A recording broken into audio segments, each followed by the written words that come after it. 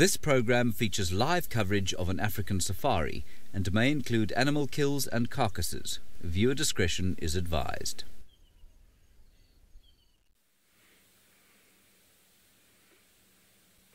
Good afternoon and welcome to, well, a bit of a macabre start to the afternoon as Thandi drags her kill. But what an epic way to kick off our afternoon safari. She's highly mobile with her carcass. Not that there is that much left, but I have a funny feeling I know exactly where she's going, which is a big marula tree which she's going to go and hang it in, I hope. My name is Tristan. On camera I've got David, and we are coming to you live from South Africa, which means #SafariLive on Twitter or on the YouTube stream if you would like to get a hold of us in any way, if you want to ask any questions or if you want to just have any comments that you've got. Now, I'm pretty sure she's heading to the marula just on my left-hand side here. So what I'm going to do is I'm going to do a little bit of a kind of gap around her because I'm pretty sure she's mobile towards there. I just also need to let the guys know that we found her. Yeah, afternoon tax. I've just relocated Thandi. She is mobile with the carcass towards a big marula, so if you fug a jumbo, you might get her going up. So just letting them know exactly where she is. But look at the strength and the power of her. She's dragging this seriously well. Now I'm going to get us into a prime position because I think this marula tree right in front is where she's about to go. There's a nice perfect branch there for her to balance herself on and lie on and put her big belly on when she's tired. I'm surprised that we haven't seen little fat cat Kalamba coming from behind getting involved in the dragging of this, but it seems as though she might be sleeping in a food coma because she was going to town earlier. Davi was saying to me earlier that she was eating quite a bit this morning and dragging the carcass around. So now I wonder if she's not maybe just had a lot to eat and is just resting. It's an interesting kind of weather. It's not cold, it's not hot. Now, sorry, the guys are just calling me on the radio. Yeah, tax just comes central and then I'll give you a shout when you need to turn south, but she's almost at the tree, so if you need to move quite quickly. So here she goes. She's going to go right to that marula. Look at that. Now it's incredible to have watched her. She is seriously intelligent. So what she's done is she spent the entire day in a thicket where she is hidden that carcass from things like vultures, battalier eagles, tawny eagles, so as they have not found her. Now that it's starting to get later in the day, there's a cold front blowing in, it's cloudy, it's cold, she's now going to take it and she's going to pop it into a marula where it's going to be out of the way of the nocturnal predators, but in a place where it's going to be a lot more comfortable to lie. The trees that she took it to earlier, well, those were spindly and spiny and not good, and they would have really hurt her to try and go up there and down, and she wouldn't have had a place to rest if the hyenas came in.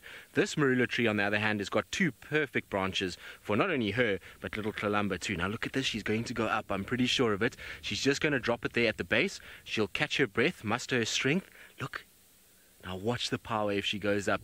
Even though that carcass has really been fed on quite a bit, she's definitely going to still struggle with it going up, and it still weighs probably about what she weighs, so she's going to take double her body weight up into that tree. It's going to be spectacular. Now she might hold off for a little bit. She's obviously dragged it quite far. I think we've probably gone about 80 meters, maybe even more, maybe 100 meters, and so it's interesting just to kind of see how she's going about it and which tree she actually chose. I wonder if she's going to go up. I hope so. Shame, girl, are you tired? You can see she's panting quite heavily. There, she's grabbed it. Here we go, here we go. There we go, look at this, watch. Look at that strength and power. Isn't that incredible? Now, that branch is too low. She knows that, so she's going to take it that little bit further. And look at that. That is spectacular. Wow. Power and poise and experience right there. She really has just shown how an experienced female leopard goes about her business in order to get a carcass up into a tree. Absolutely phenomenal. And where she's dragged it now is perfect. The hyenas won't be able to get it there. Nice comfortable branch, and then you can see that she's got just below to her to the right. Look at that little bow in the branch. That's perfect for a leopard's fat tummy when it's lying on the branch itself. So she's going to be in a perfect place to get herself sorted. Now, we couldn't have asked for anything more than that. Absolutely amazing. Now, what a beautiful tree she's chosen as well. Now, Tax and Rex are going to join us, so I'm sure she's going to probably feed a little bit. And then normally what they do is once they've fed a little bit, they'll then just go down and they'll go and lie down on a branch and rest. And I'm pretty sure that bottom right branch is where she's going to spend her afternoon. I'm very surprised that Columba has not followed in any way. We might actually even see her chuffing a little bit in order to get little Columba to come towards where the tree is. But how cool was that, guys? We were in the perfect position to see that. What a way to start the afternoon. Anyway, we're going to see what Thandi gets up to for the course of the afternoon, where the Columba arrives. But one thing that should arrive later is hyenas, and Jamie up in the Masai Mara has got a, well, I think the North Clan, which should be making her smile from ear to ear. What an epic start to our sunset safari. Well done, Tristan. So we're here in the Masai Mara, and I'm sorry to take you away from that special moment, but it's just for a very quick hello because I'm going to have to leave here shortly. My name is Jamie, and this afternoon Archie is on camera with me, and you might have noticed a truly dramatic change in landscape. If you're new to these live safaris, that's because we're in the Masai Mara of Kenya. And I just wanted to spend a little bit of time with you at North Clan's natal den. I was hoping that the cubs were going to come out. We're sharing time with North Clan's den at the moment with another group of filmmakers. So I thought I would pop here quickly at the very start of the sunset safari to show you them in the hope that the cubs would come out, because obviously we don't want to over-pressurize these hyenas. There are 2 sets of little ones, and then it looks like, with Sloth Bear's continued presence, that's him over there scratching his face, he is a now 6-month-old cub. It looks like this has become the communal den as well. But here's what's even more interesting. Those are his big sisters. One of them is Polar Bear, and we know that she has cubs. The one behind her is Teddy Bear and her younger sister, and we think, well, I think, that she might just have cubs in here as well. So we're really well and truly getting the start of this cub boom that happens as the migration arrives. So I just wanted to spend a little bit of time with him and to let you know what seems to be unfolding. We've got a full family here. The older sister lifted her head, that was Polar, her younger sister Teddy Bear, and their youngest brother, Sloth Bear. Lovely family reunion. And then Waffles is here, but she's completely invisible. She brought the cub out for the briefest moment a few hours ago, and then they ducked back below ground, probably because they're very, very nervous. The researchers tell me that one of the musketeer coalitions, one of the big male lions in the same coalition as Scar, actually came through and tried to attack the den site last night. So they're a little bit on edge, a little bit nervous, and it might take them some time to recover from that shock. Remember how we've spoken about the fact that male lions are a serious threat to hyenas. From here, the plan is to see if we can find the Olololo Pride. That's what we're going to go and see. Now, I didn't want to keep you away from the dramatic unfolding on Djuma. Let's go and see whether Tlalamba answers Mom's call.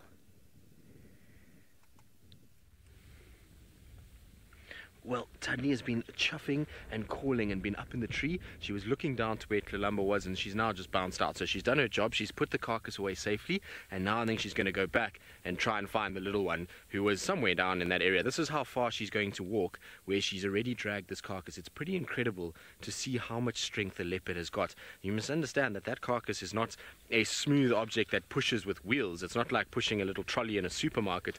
That thing is being caught on branches. It's heavy, it's awkward, and yet she's dragged it all the way that she's walking now. I mean, this is only halfway. We're not even actually halfway from where she started, and she's taken it from there all the way to this tree, which is quite unbelievable. Now I'm going to try and follow her so that we can actually see her reunite with little Columba, because it'll be nice to see her kind of join back up once again. They obviously, I mean, have been together most of the day, which means that they really don't have too much of a stress and don't have to worry too much.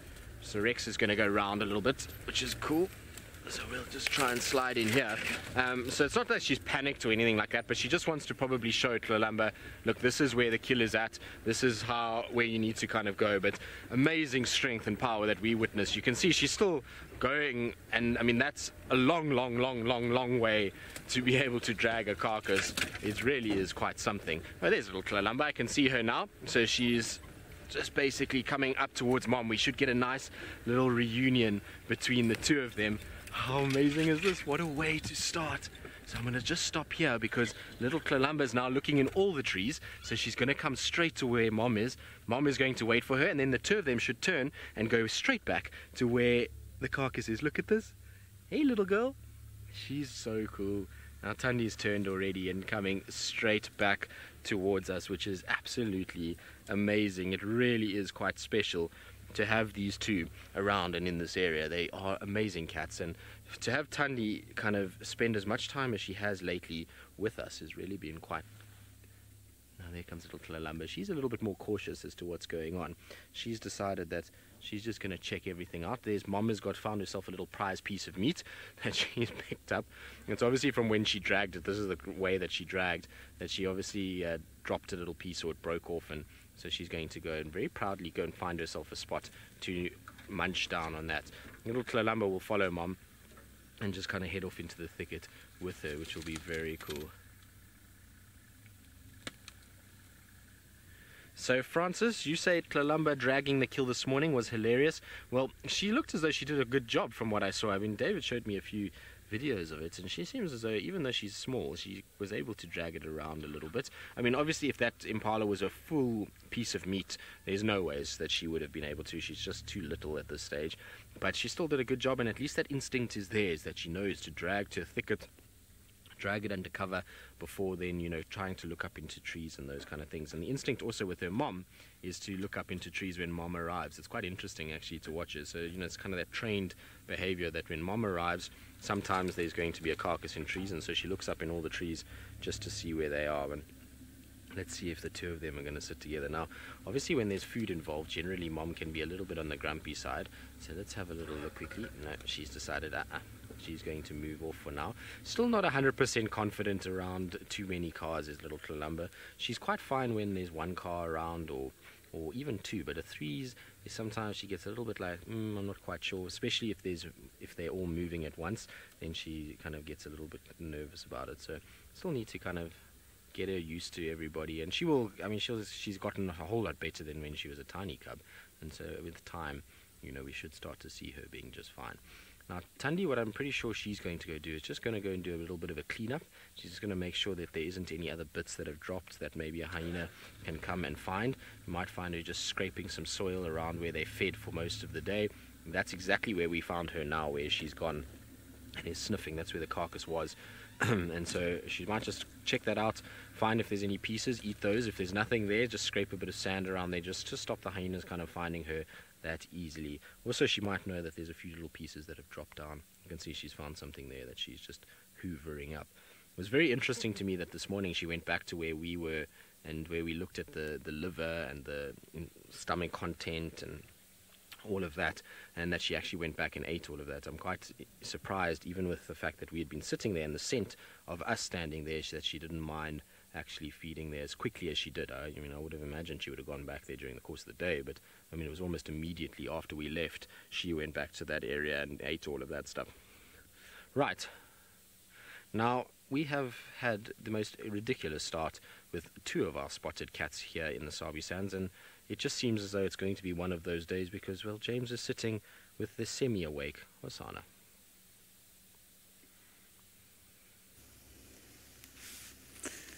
Yes, he is shall we start that again? Yes, he is semi-awake. He hasn't been awake. He's been fast asleep. I feel like we've been on drive for hours, but of course this is the first time you're seeing me today because there's been so much action happening everywhere else. That is Hosanna, the male leopard. He is 2½ years old.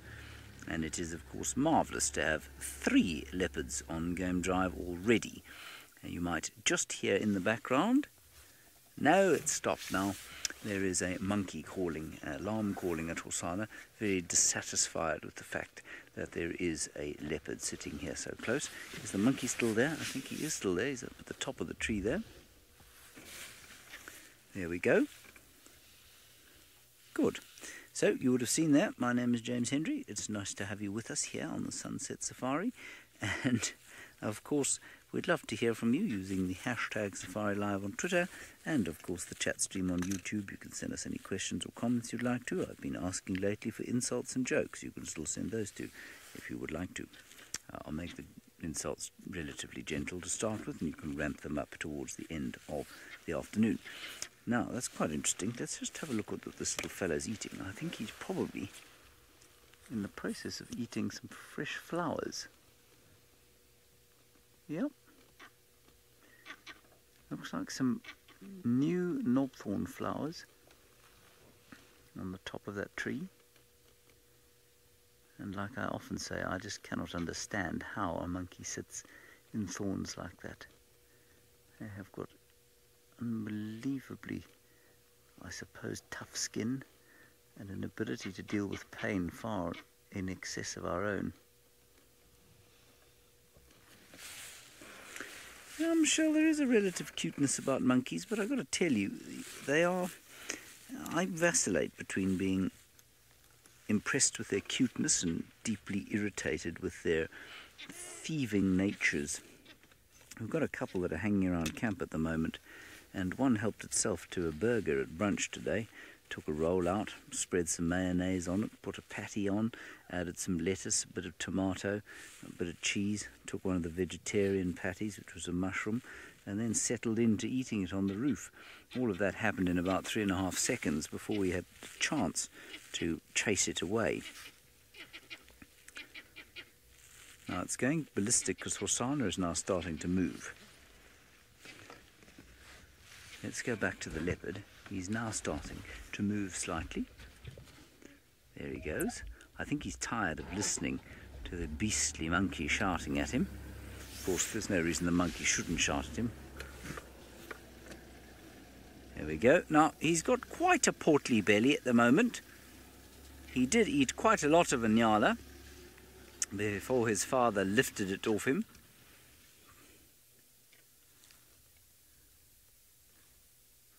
There we go.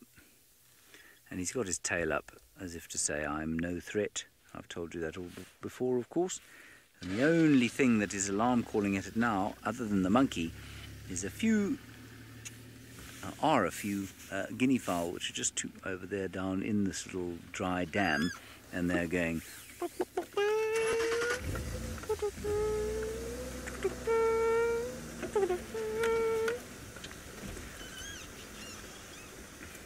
Oh yes, definitely, Jeffrey. A monkey would definitely be on a leopard's menu. They like to eat monkeys. Monkeys are delicious to them, but they're not easy to catch. They normally live in troops. That little fellow's on his own there, so I can only think that he's probably a male come into maturity and is being excluded from the troop. You'll have to go and find another troop to live in.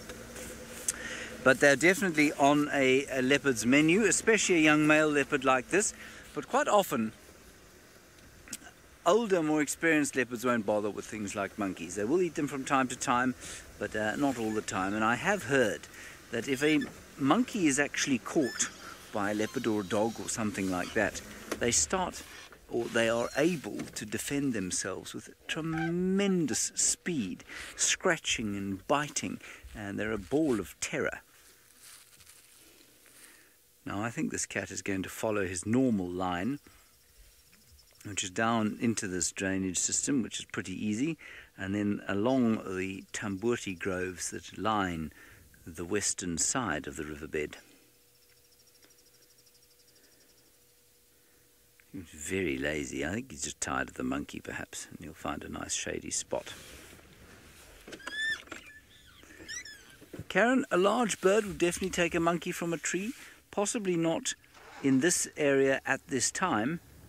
Crowned eagles are the ones that normally like to take monkeys, and there aren't any crowned eagles living in this area, so it wouldn't surprise me to see one in another area taking a monkey like that. But out here I can't think of a bird that would have the capability to take a monkey.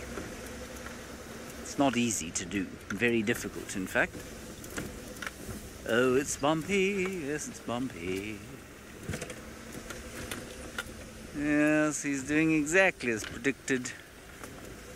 I'm pretty sure he's going to disappear into these tambuti thickets, but we'll try and keep up with him. We've managed over the last few days. We don't have any air support today, unfortunately. It's the best way to keep up with leopards, going through thickets.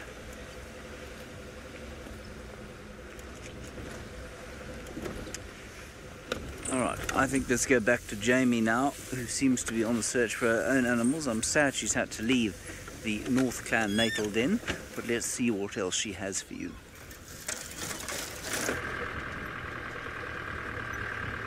Jamie in the Mara, who is searching for the Olololos.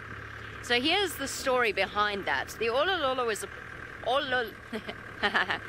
the Olololos are a pride of lions that get their name from their territory, which is towards the Olololo Gate and the Olololo Escarpment, which is that way.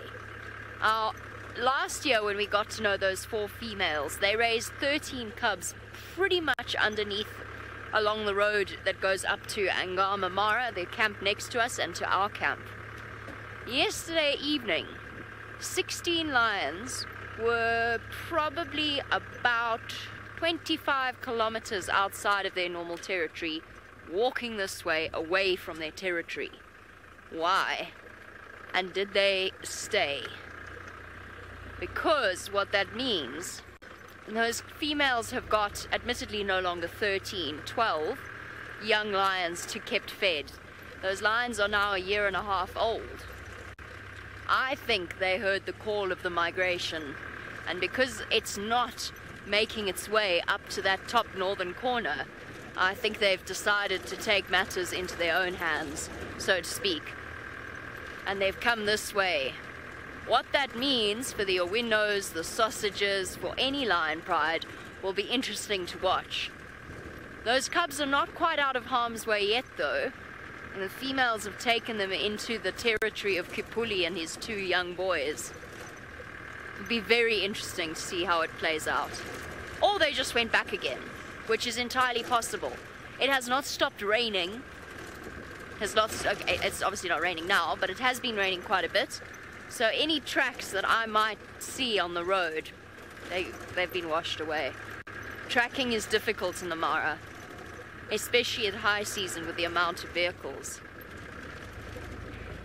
But I am assuming that's where they're going. 16 lions shouldn't be that hard to find, I'd say, with the greatest level of confidence. It's a big pride. Last year it was 4, now it's 16. Those females have done really well. But they've got to keep them fed, and they've got a lot of males, and their hearing is sensitive enough that they can hear that meh, meh, meh, meh.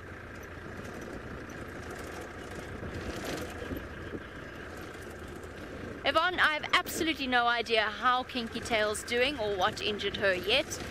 Brent spent a little bit of time with them this morning, and then they went into the rocks, and he was unable to follow them, so I'm not with her at the moment, obviously. I suspect, but I spoke to Brent earlier, he said he thinks it's a horn wound, maybe a buffalo, or potentially a wildebeest, maybe if she caught one at the wrong angle, but she's experienced enough, I think it was more likely to be a buffalo. And Brent says it doesn't even reach into the muscle layer. It looks horrible, but he thinks she'll be absolutely fine. So no, hold on. I said I couldn't see tracks, but I can see tracks. Hold on. Hold on. I hope no one's behind me. I can't see. I can see tracks. Easily. Very easily. Tracks that went off the road. And they went to North Clan. This would be from yesterday. And if I had to guess, I would say because I'm looking at lots of tracks. I would say this is them. I was mistaken. I can see tracks. I'm not going to linger too long looking at those tracks. They're beautiful. I hope you took lots of screenshots. They didn't go that way. No, they're still here. I wonder if lions get scared when they start to move so far beyond the realms of the familiar. They must, within their territory and within their territorial knowledge, this is where they went off again, they must surely know there's a path here that I can run along, there's a bush here I can hide in, or whatever else. Backwards, forwards, backwards, forwards.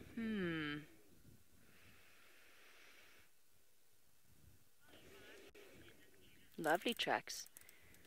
Nice deep tracks. Oh, wherever these lions are, I'm sure they're in the search of food. I think it's safe to say that Hasana has something similar on his mind. He's stalking something, everybody. I've got no idea what it is. Oh, what's he got? He's got it. No, it's a squirrel. He's just caught a squirrel. Can you believe it? We've managed to see a kill. Unbelievable. Shame, poor little squirrel. Shame. Let's just wait, yeah. That was Fergus shouting at me because I started the car like an idiot. There was no need for us to get closer. Oh, it's very seldom that I've seen one of those things taken out. Oh, I feel dreadful. He looks he looks a bit put out by his meal as well.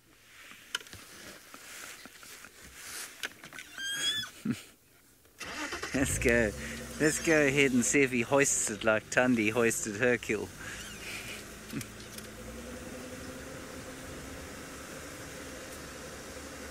And the squirrel nearly got away.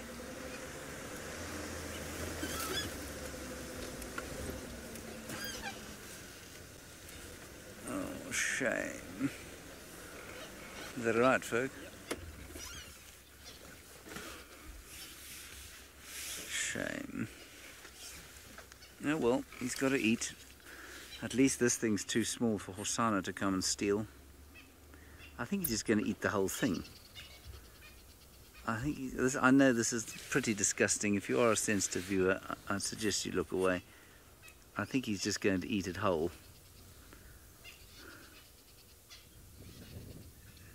Oh, that is foul. Well,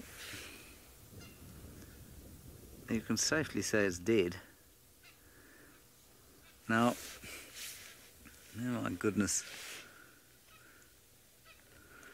Minamu, yes, they can digest the skin. They can't digest the teeth or the claws or the hair. And so all of the teeth and the claws and the hair will come out the other end. You can see the head is now gone. He's just going to eat the whole thing. Now, we're often wondering how on earth does he stay in such good condition when, you know, we don't always see him on an impala or on a nyala or on something big. This is how. They do this all the time. Be it a scrub hare, a squirrel, whatever it may be. I mean, this thing, I can't believe it's even worth his while.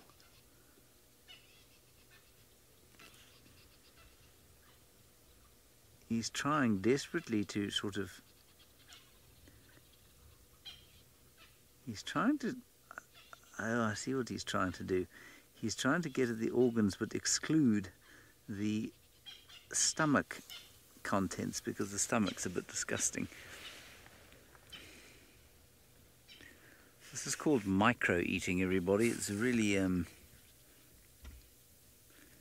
It's quite skillful.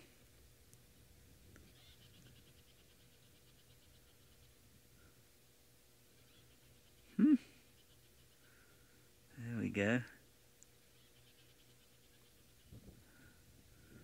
No, Xera, it's certainly not much of a meal. He's given up trying to separate. No, he's managed to separate most of the stomach. No, he swallowed the intestines. That's the stomach there. No, the intestines are still out. He's actually very cleverly managed to separate them. Now we're going with the front legs. I must reiterate again that I know that this must be a little bit difficult for some people. There we go. Stomach he's excluded entirely. Yeah, the stomach is dropped on the ground. I mean, that's unbelievably skillful. I suspect he'll drop the tail too. Yep. No. There it goes. He's eaten the tail. This is very black humour, I suppose. Macabre humour. He's smelling the insides now and deciding if he's going to eat the stomach, and deciding no, he doesn't think he will. How was that, boy? Was that nice? Mmm.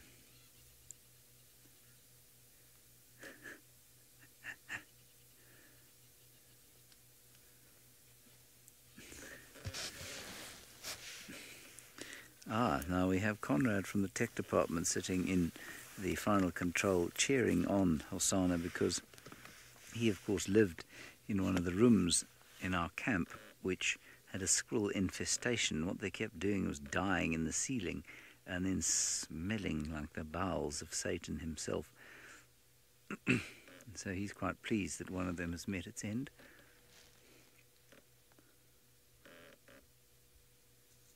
So that didn't take very long at all. Oh, here we go. This is exciting. That's wonderful. What goes in must come out, I suppose. Yeah, pretty quick. This is obviously not a result of this meal, everybody, and I don't think that it's a I don't think it's a number 2 he's doing.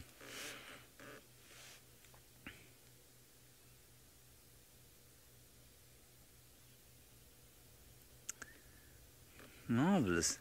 All right, well, Tlalamba, not too far from here, is alert. Let's see if she manages to, well, perform in the same skillful way.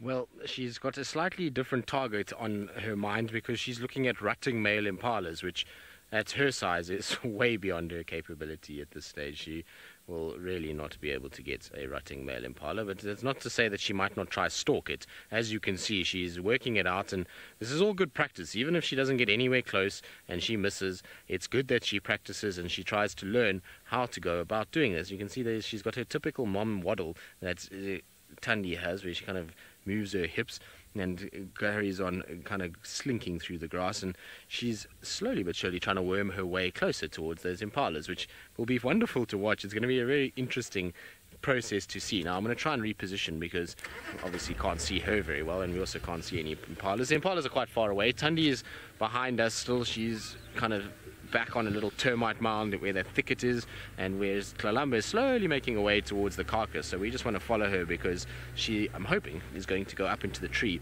She can't help herself. She's got a big tummy, and she's much like her older brother Hosanna, who likes food, and it seems as though she is very much the same. And I've decided that while I was driving around today, is that Hosanna is very much like Garfield. He's got this little tummy that he likes to kind of feed and make sure has constantly got food in it. Doesn't really like to move around too much, is quite happy just to stay in the immediate area, and as long as there's food and water, he's pretty happy and likes the company of others to some degree. I mean, obviously Garfield is a little bit grumpy at times, but Hosanna is not like that. It's just that he has that same kind of demeanor of a little fat tummy and doing his own thing. And I think he's going to be the ruler of the leopard world at some point, so maybe that's how it would be. I wonder if he'd drink coffee. What do you think, David? I think so, maybe. Maybe you'd like a cup of coffee like Garfield would as well. Anyway, yes, it would be interesting if he likes Mondays. Well, he's showing up on... Today is Monday, isn't it? Yes, today is Monday. So he's showing up on a Monday, which I suppose means that doesn't really care too much, I don't think. He's fairly active today. He's got himself a little Monday squirrel. And no one minds a Monday squirrel, do they? I think a Monday squirrel is quite delightful if you're a cat. But look at that, isn't that cool? She really is growing up into a good-looking little girl. She's still got the ears much like most of Tundi's offspring have had. I don't know what it is about Tundi and why she produces offspring with such big ears, but she still has her big ear, or big ears, that she's going to grow into, but she's got such a serious little face already, and she's definitely inherited her mom's stare, because when she looks at you, even though she's quite cute and cuddly, can you imagine in a few years' time when she's a bit bigger, she'll have those same eyes that are piercing and able to kind of make sure that you know who's in charge of what's going on. So she's got that down pat, and is such a cute little female, though. I'm thoroughly looking forward to seeing how she kind of goes and where she ends up settling later in life. Good. While we sit with her and see what she gets up to and whether or not she makes her way towards those impala or the tree, let's send you back across to Jamie in the Masai Mara, who's got the zebras that, well, apparently are scratching themselves on some sort of rubbing post. We interrupt your scheduled broadcast of what leopards get up to bring you the zebra scratching its bottom. We just had to share this with you. It's hilarious. Enjoy, is all I can really say. We've arrived at the burn, we've arrived with the migration, and we have found one zebra with a very, very itchy butt. Oh, we're done? Oh, no, we're not done. Now we're going behind the ear. There we go, this perfect rubbing post, that tree. There we go, that's the spot right there. Right behind the ear.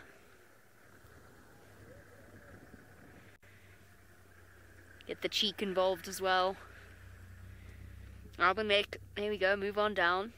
All the way along down. Oh, now the shoulder. There we go, that's it. Get rid of all those itchy parasites. Yep, we're watching you, buddy. Please don't be shy on our account. Oh, and then the other butt cheek. There we go. That's it. Lean in. That's proper technique. That's practice technique right there. Full body weight. Nice scratchy bark. The perfect spot. Oh, needs a little readjusting there. Oh, better. Better? Much better. And what a shiny bottom it is now, too. That one looks like it could do with one. Nice good scratch, rub off all the dirt. I don't know about you, but I'm going to go with thinking that this is where the Olololos came to. Because if you look right across the rolling valleys of the green burn, you will see thousands upon thousands of ready meals waiting for them. Now this is where oh, and one eland thrown in for good measure. There's a lot of food here. Enough food, one might even suggest, to feed 16 or so odd lions. Any more? Oh, look, we've got another contender. Not another contender, another... Here we go. There we go. That's it. Okay, start with the left side. There seems to be there's an approach to this. First you start with the left, then you go to the right. Oh no, this one's breaking with tradition. We're going to start with the right properly. There we go. That's the other side of the log. Now we move to the shoulder. Oh, no. Oh, okay. Obviously not the itchiest zebra in the herd.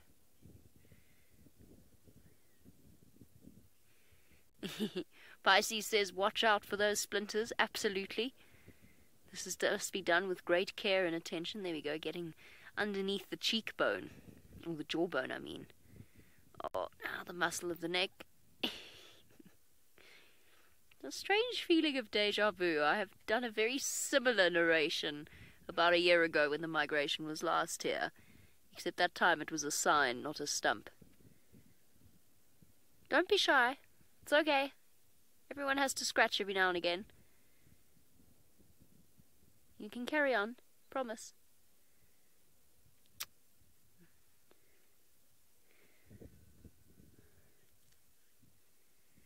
Oh, Romand, it's a difficult one to answer. I always find those questions challenging when it comes to comparing sight or any senses, because we don't actually see through the animal's eyes or senses. We don't know exactly. But Romand, just from practical experience, I would say that impala have very, very good eyesight. Just try to sneak up on an impala. It's very difficult. When What else? Giraffe have quite good eyesight. I've noticed wildebeest and zebra will also spot predators, and I'm pretty sure they're seeing them rather than necessarily hearing them. This one's seen something, but I don't think it's seen our lions. What else? I imagine the little antelope, although I think the little antelope are more geared towards listening than they are to looking, because they're so short that it really would serve them better to be able to hear something approaching rather than see it. Monkeys. Monkeys have spectacular eyesight, and baboons. That would be another good answer. They actually see very, very well. And of course, they've got the added advantage of being up high. We've already spoken about the fact that leopards could think of monkeys as potential prey.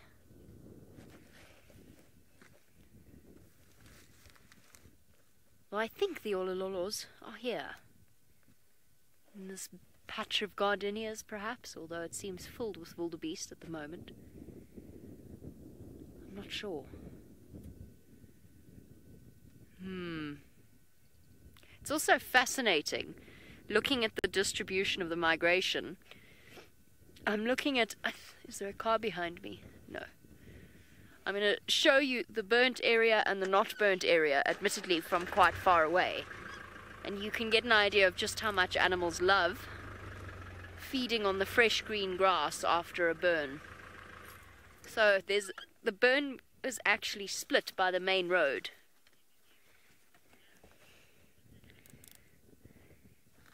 So if you have a look from far away, on the left-hand side, that little loop in there is the long grass where the burn wasn't. It is divided by the road. This is where the burn is. Was. No longer is. Now green. Interesting, huh? Gary, do zebra ever get cross with other animals? Zebra get cross with pretty much anything. They're quite angry animals. They get cross with each other, largely. Kick each other, bite each other, fight each other.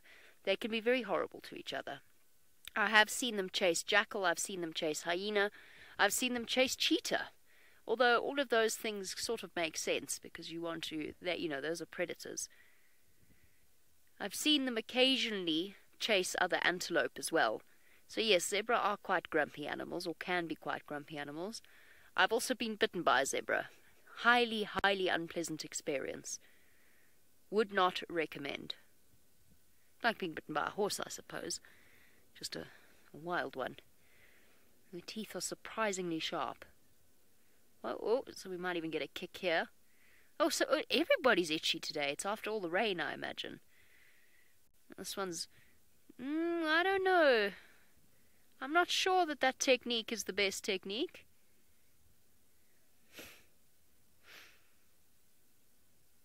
Who knows? Now, it sounds as though things are absolutely crazy on Djuma. I'm not even going to tell you what's happened with Tristan. You'll just have to see for yourselves.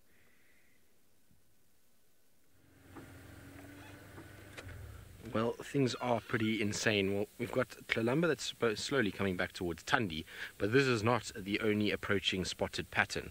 Hosanna is, I would say now, probably about 100 meters from where we are, slowly heading in this direction, and he's behind this termite mound, so Tundi won't see him until he's very close, which is going to be quite interesting. They're just kind of greeting each other now at the moment. I'm going to try and get us into a better position quickly, David, because it seems as though there's a nice little gap here. I don't know how good this gap is going to be, David. How's that? Is that better? So we're a little bit higher now over the top of that bush, but look at that. Isn't that sweet? The two of them are just having a little greeting. Tlalamba's getting some love from Mom and making sure she's clean after her little escapade. She decided not to go up the tree. She decided rather to come back to Mom. And I wonder if those erupting impalas and squirrels that have alarm called here have not attracted Hosanna into this area. Now you can see Tundi, she's just loving being groomed. Isn't that sweet? It's always so nice to see the softer side of Tundi when she's with this little Tlalamba. It's very, very cute. How's that? That's amazing. Hello, you two.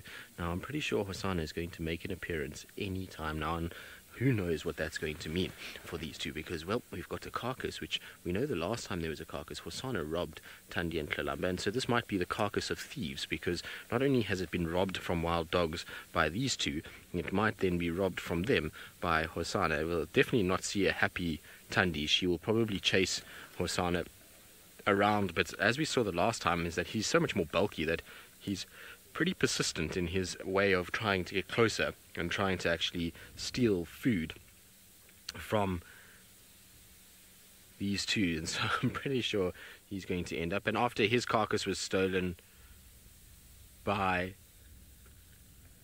Tingana, I suppose it's all got to go around. But look, Thandi's now aware that, hang on a second, something is not right here. Still going to groom each other. She's very much kind of perked up there. I thought maybe she had smelt something. There's a bit of a breeze, as you can see by the flowers in the beginning, just blowing in the breeze. Now, I don't see any sign of Hosana. I don't know where he is in relation to us. He might bypass straight towards the tree, because obviously the tree itself is quite visible with that carcass in it. It's much more so than what these two are, and I don't think he's going to want to go straight to them. Now, is he behind us? Okay, so Hosana is behind us, so we're going to take this onto various other platforms so that everybody gets a chance, and I'm going to just turn the car a little bit so we can actually see him, and while I do that, I'm going to hold off speaking.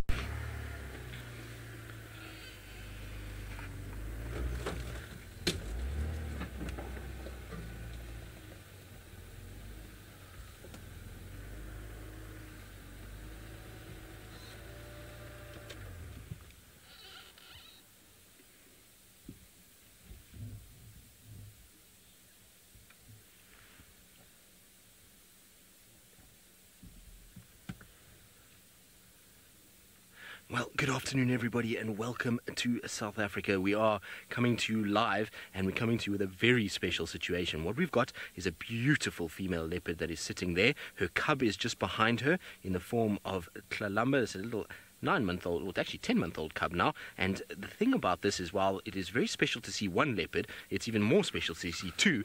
But there is actually a third leopard that is coming here. It's gone up into the tree itself. So right in the distance, there's a third leopard that's busy stealing her kill. Look, there you go. You see him? So this is amazing. This is a young male leopard that has stolen the kill. Now, Thandi, who's going to go there, she is related to that male. She's the older sister of that particular boy, and it's going to be interesting to see what her reaction is. This is absolutely phenomenal. We've got two leopards walking right past us, a third leopard that's not far away.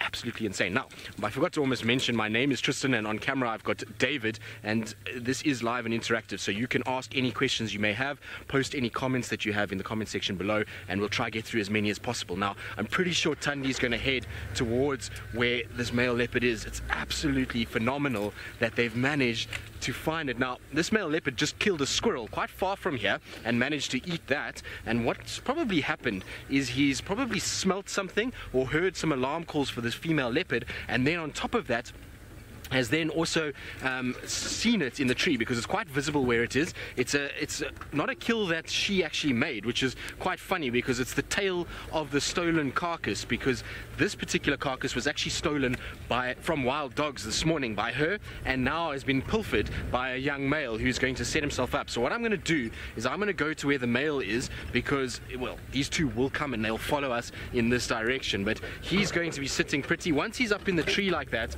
the female really has got no chance. She's not going to be able to chase him off. I can still see them. They're slowly coming through the gap, coming towards this area, but how incredible is this? 3 leopards in one sighting.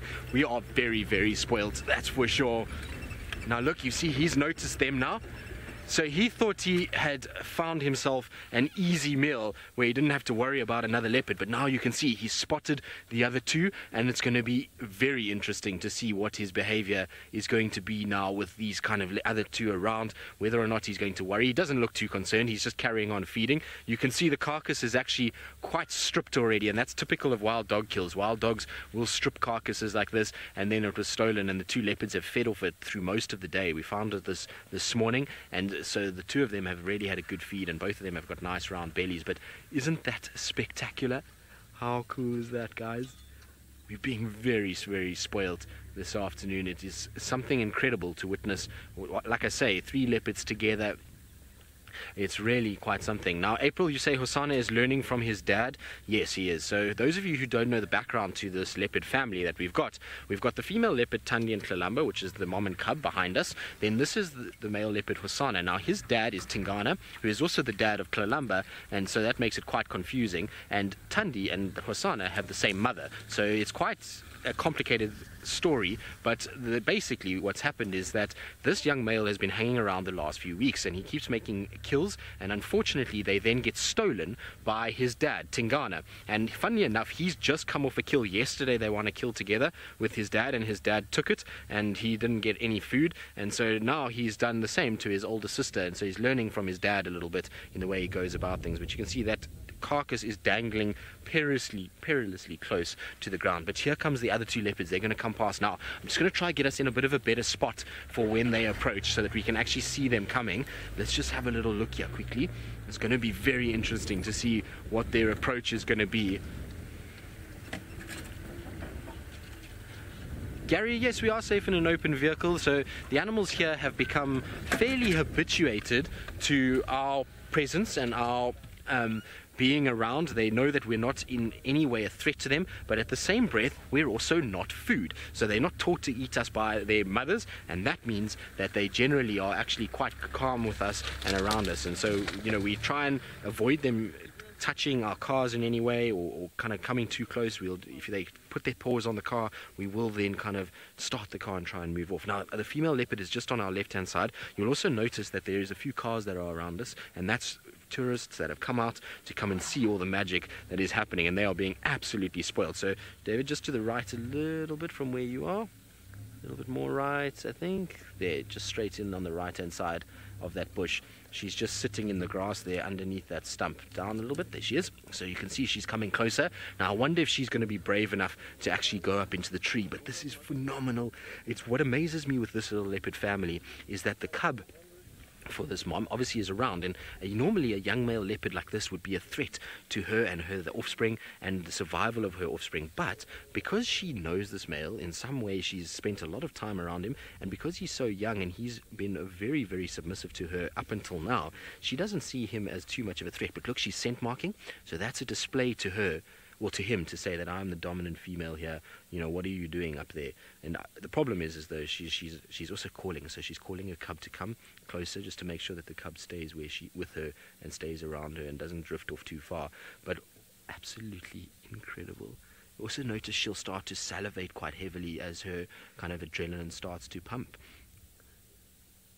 So Nina, will Tandi take the risk to approach Hosanna with Tlalamba? Well, she is taking the risk. She's approached, she's moved probably 90% of the distance towards this tree, and she's even calling little Tlalamba to come closer. So she's not really too worried about Tlalamba at this stage. I think Tlalamba is old enough that she can get away and move out of the area if she needs to be. But it's very interesting just to watch how they're going about it.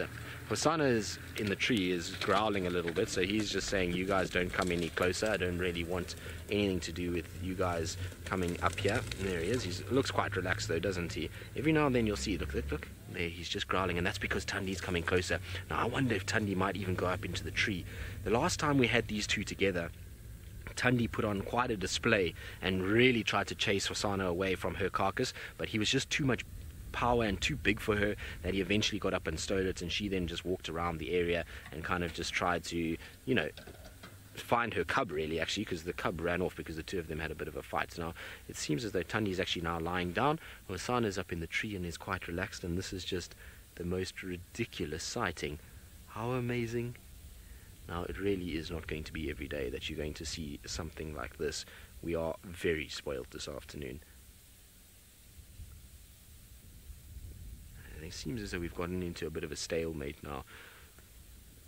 I don't think, I mean, I would be very surprised if Tandi came all the way to the tree and even tried to go up there. She's just so much smaller than what he is that even though she's more experienced and she's probably better at fighting than what he would be because of his inexperience, he's only, like I say, 2.5 years old, so, you know, he's really not a big leopard yet.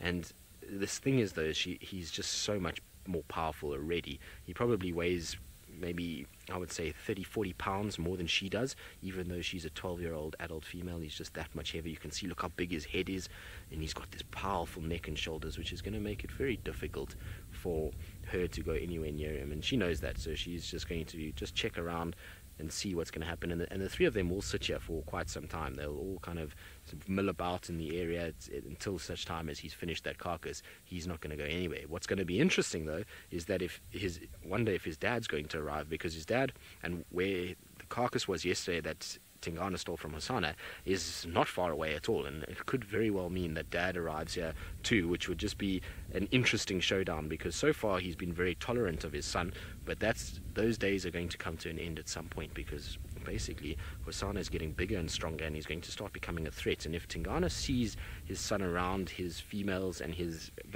offspring, his demeanor towards his son could change quite drastically and become a little more on the aggressive side. But absolutely wonderful. And you can see he's starting to feed a little bit. I think everything at this seems to have all, like I say, gone into a bit of a stalemate. I can't see the cub anymore. She seems to have gone and hidden.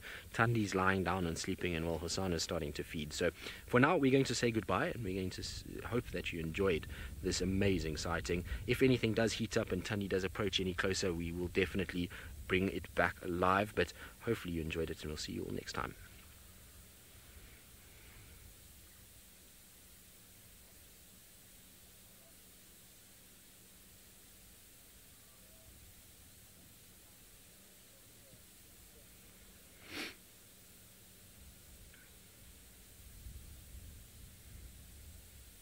Well, guys, how amazing is that? It doesn't... What are you doing, Hosana? He is a clown, isn't he? No, not difficult though when you just kind of use your paws to pick things up, and he's just making sure everything's not dangling too much, that he can use it as a meat pillow. He's now got himself a big pillow, and I wouldn't be surprised that he does decide to actually have a little sleep on top of that. Amazing though, absolutely incredible. Like I say, Tanya is completely asleep now. She's lying down, she's not even moving. You can see he's not growling, so the two of them are obviously just comfortable with what's going on. And Tlalamba, I don't know where she went. The last I saw her, she was kind of coming in this direction, and then I think with the hissing and growling and Tandi's scent marking, she then just went into a little bush to go and hide away, in case it's somebody that's a threat. But the instinct for Tlalamba is definitely there, that she needs to see cover when another leopard is around. So it's good on her. It's going to definitely keep her safer for longer. It's just a pity that our boy has moved this, because he's now put it into a tree or part of the tree, which is very sort of thick and lots and lots and lots of branches in the way, which is not really that ideal. So it was quite nice where it was, but typical Hosana, he's got to make himself a little bit more obscured. Right, now, in all likelihood, we're going to have to leave the sighting pretty quickly, because there sounds like about 40 million people that want to come and see what's going on here. So I'm not sure if we're going to be here for much longer, but in the meantime, let's send you back across to James and see what the plans are for the rest of the afternoon now that he's left the leopards. Well, Hosana's kind of kiboshed everything because he's gone and joined the other sighting, which means that we can't stay with him because there are too many people there now. And so we are going to go and look for the wild dogs. Now, the wild dogs were shouting this morning when I was sitting in the tent. They were going, woo, woo, woo, woo, woo, woo, woo, woo, woo. Sounded like a sort of strangulated owl. And so we're going to check the water points for them. We believe that they made 2 kills just before dawn today. One that the hyena stole from them, and Sydney found at Twin Dams a little bit earlier. And then almost certainly the one that Tandi has now. Look at the glorious golden puddle that is Treehouse Dam. It's actually quite a nice warm reflection off the water. Quite chilly today. It is peaceful, Emma, that is correct. Emma is directing, in case you were wondering, everybody. She is one half of the double red terror that operates in the final control. Who said that? Somebody said, yes, wild dogs, please, but I don't know who that was. My best friend, or is that the Twitter handle? Your best friend? Oh, the Twitter handle is your best friend. Okay, I got it now. I wasn't aware I had a best friend until... Yes. Is that Talisker single malt whiskey? Thank you, your best friend.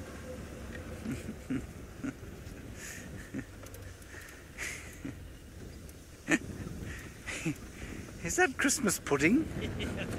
Is that... is that chicken vindaloo speaking? Sorry everybody, let's go and find some animals. We'll do our best.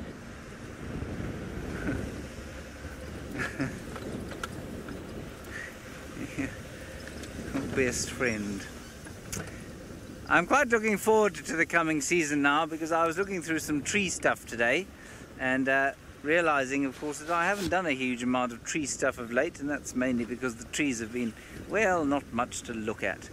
They've been undressed and naked over the last few months, and so, well, it's been best to let them just be naked in privacy, I feel. So our plan is now to go towards Twin Dams, where the hyenas stole the first kill, see if they are around there. I'm not sure that they are, because if I heard them all the way from the tent, I don't know. Well, I heard one of them, and he was shouting for the rest. He or she was shouting for the rest, obviously lost.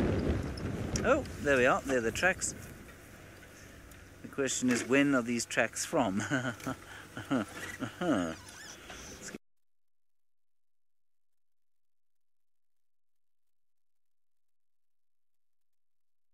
Tracks, they haven't been going down the road the whole time, so I've been driving over them. Yes, I have. That's wonderful. Okay, well, one of them's definitely come down here at some stage during the day. Possibly this morning, though. They don't look very fresh to me. I'm going to say they're from this morning, and I'm going to say we should continue with our original plan before trying to follow these. They were chasing something around here, some impala, I think.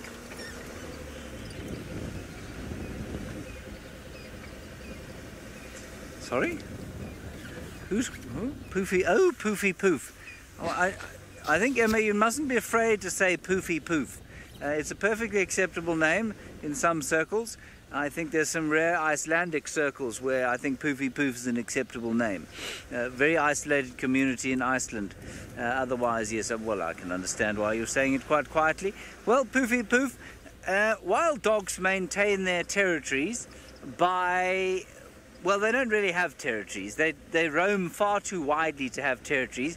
But they do kind of mark their home ranges, although they don't defend them very enthusiastically. And they mark them in the same way that all other animals mark their territories, by defecating and urinating in various strategic spots. But because their home ranges are so big, they do have overlapping areas. They will often overlap with each other, they often meet up with each other, not very friendlily, but they do meet up with each other. I'm also still searching for my first Wahlberg's eagle. It's got 3 days to get here. I was hoping it would be here before the 1st of September.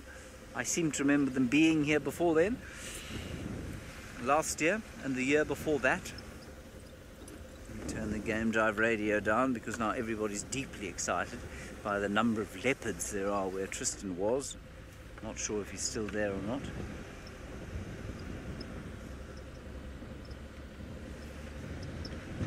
Right, we're approaching the southern boundary now.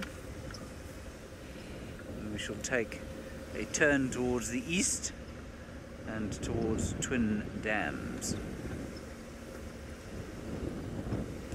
Now, it's one of those rather awkward days where I don't know if I'm warm or cold. Right now I'm cold because we're driving into the wind and there's no sun. In case any of you were worried about my general well-being. Now, the reason I've slowed down here is that there's normally a little duiker that lives in this clearing, and I've seen him here many, many times. Naturally, the only time I want to stop and display him to anybody, he is nowhere to be seen.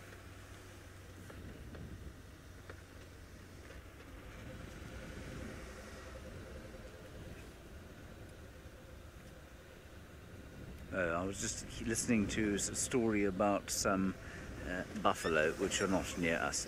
Let's go back to Hosana, who I believe is now climbing a tree.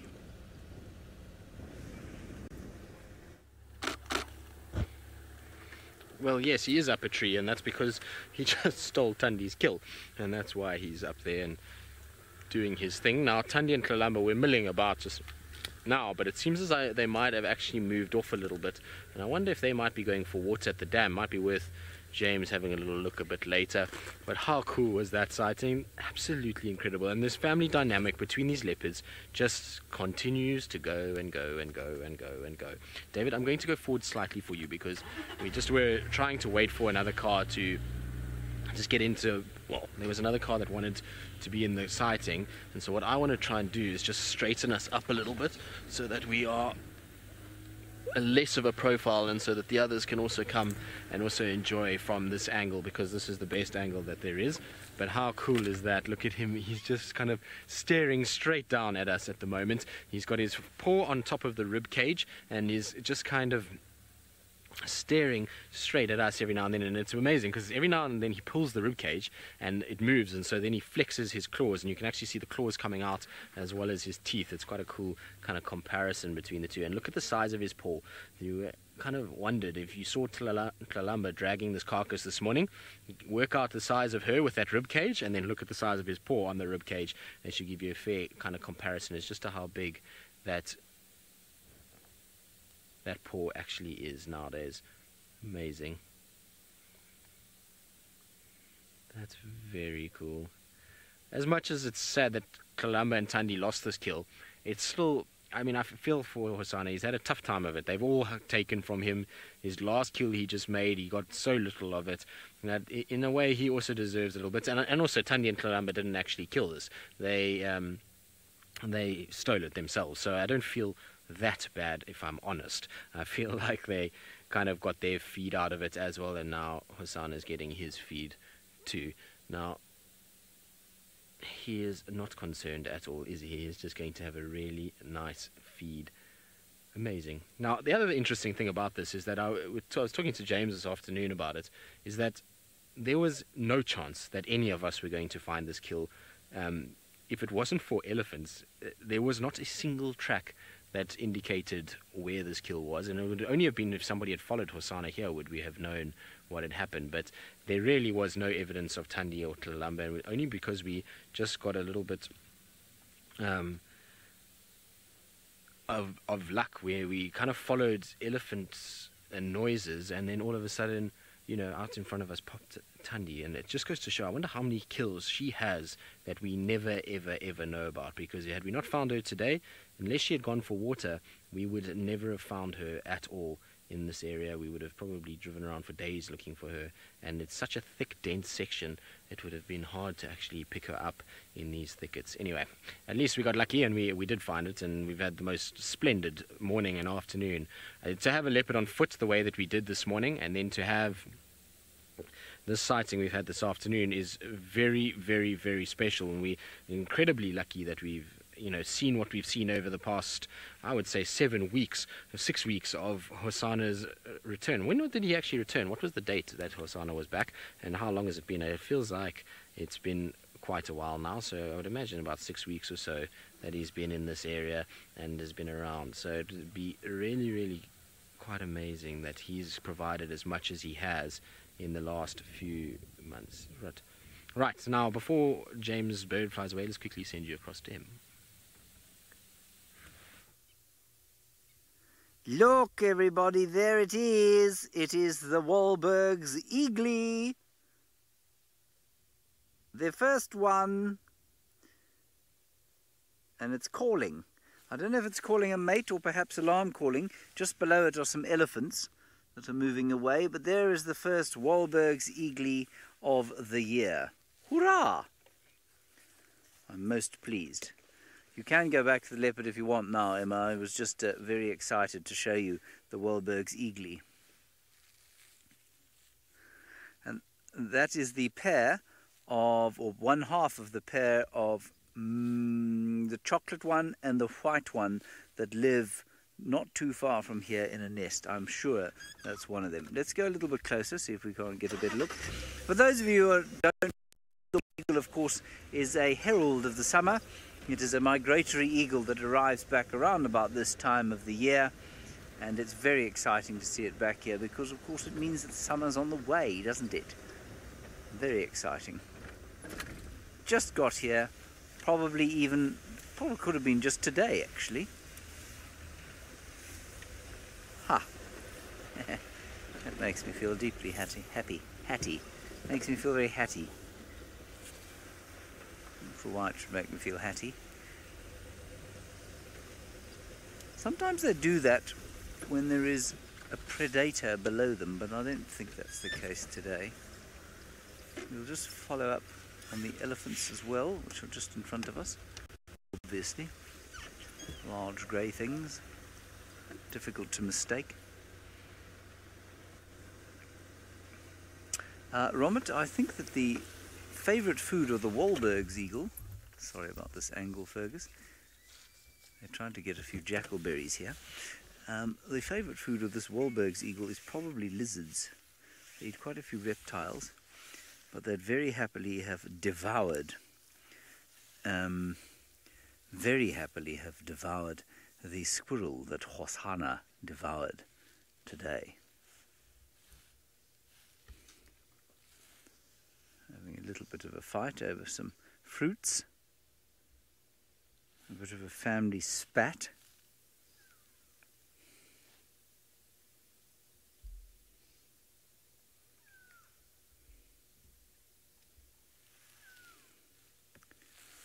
Righty. I think let's just spend a little bit of time here and then we will try and go across to the Wahlberg's eagle, and perhaps we might even find the wild doggies. I think if the wild doggies were around here, they'd be shouting a lot more loudly, the elephants.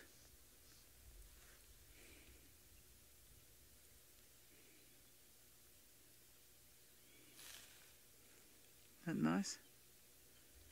They're listening. They're not feeding.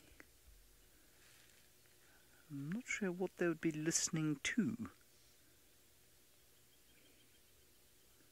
Perhaps there are quite a few other elephants around here. Perhaps the matriarch of the herd here is calling, beneath our ability to hear, at a frequency too low for us. But it definitely looks to me like they're concentrating on something, like they have arrested their motion simply because, or not simply, but because they have picked something up, be it the scent of a predator or something like that. I'm just looking around myself here.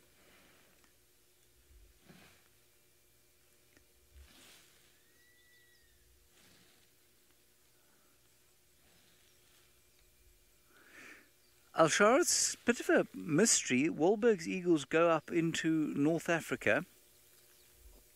They're not Palearctic migrants. They don't go into Europe and across into Asia.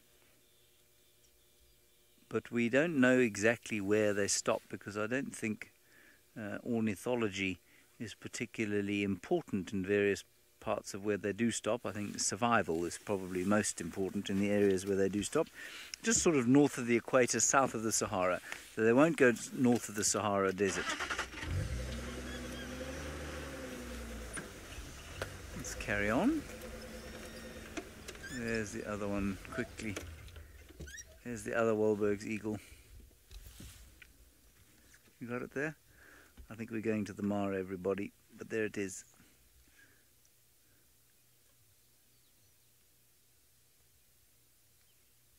Are we in the Mara? Not in the Mara? Going to the Mara? Staying here? Not staying here? Off air? On air? but one that stays around throughout the year, so not one that we get, well, we do get excited for seeing them, but perhaps not as excited as the first Wahlberg's eagle sighting of the year. A pair of female ostriches, I don't see any males, and every now and again a wildebeest that just panics and runs through the frame for no discernible reason other than it's a wildebeest and they like to run. Now here she is pulling off leaves, possibly seeds and fruit, but most likely at this point leaves off the wildebeest. They're completely mental, they really are. They just do the craziest things. Okay, are we done now? Can I go back to talking about the ostriches? Yes, I think we sort of done. There's nothing chasing them, they're just running for the sake of it. Ostriches do that too, just as a matter of interest, and can run exceptionally fast as the wildebeest can, almost. Now, yesterday we were treated to a seriously amazing, interesting sighting of elephants chasing ostrich, and the ostrich trying to stand their ground. And we still don't know exactly what it was that was going on there. I meant to go back to that area and check, but I've been completely waylaid by other things this afternoon, so I haven't had a chance to. But I'd be interested to go and monitor that pair and see whether or not they did have a nest that they were protecting. Ostriches can be fiercely protective. Tame ostriches can be actually quite terrifying. They have powerful two-toed feet, and each toe is topped with a slicing claw, and they kick with those long, powerful legs, just as a zebra could.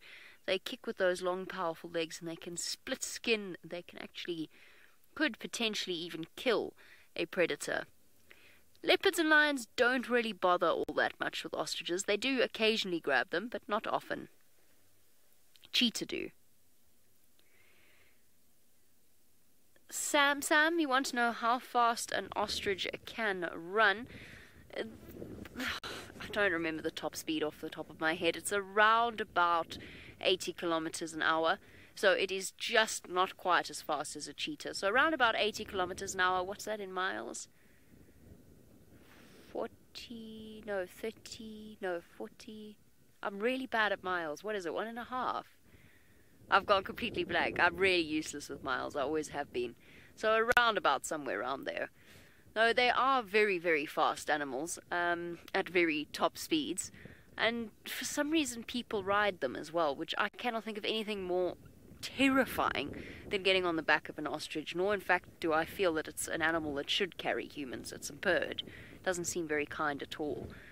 They do have very solid bones, though. They are obviously flightless, which means that they are capable of carrying greater weights than your average bird. Why can't I convert? I really think there's something about being out in the Mara sun all day that does something to one's brains. And off the top of my head, 80 kilometers sounds a bit fast. 70 kilometers or so. 45, thank you very much. Emma tells me I would like to claim credit for that, but Emma tells me it's 45 miles an hour. Okay, so it is around 70 rather than 80. Good, so this is all going really well. This conversation has been fantastic. I've really completely given you the answer that you wanted. Zebras having a little mutual grooming session there. They can be nice to each other every now and again. Probably a group of boys over there, if I had to guess. Just watching what they're doing. And somewhere between grooming each other and then fighting. Or sparring, as the case may be. Youngsters, no herd of their own. And basically this is a way of forming a bachelor group so that they have a chance to learn the skills that they're going to need when it comes to fighting for a female. Let's go over to Tristan.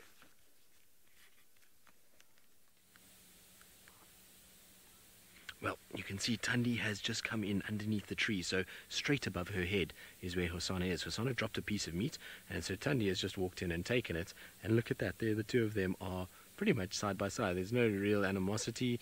Hosanna growled a little bit, Tundi took a little bit of meat, and now the two of them are just going to part ways. And so Tlalamba also around here somewhere. She's behind us at the moment, and it's pretty weird to be between 3 leopards, I can promise you that are not really supposed to be together. It's one thing when it's a female and 2 cubs, but when you've got an older boy that is not actually the son of that female, and she's allowing her cub to be this close, it's quite a weird thing. I mean, it's not something that we typically would normally see. It really is quite astounding how this little leopard family dynamic has played out, and it's really kind of changing the way we see the relationships between leopards. It seems as though they are far more sociable than we think, and it could be just obviously because he's not a sexually active leopard yet. He's not a dominant individual, and that means that her response to him is that much smaller. He's not scent marking over her, he's not vocalizing, and maybe that's why she just feels a little bit more comfortable. And also we know that Hosanna spent time with Tundi from just after Karula disappeared, and so it's almost like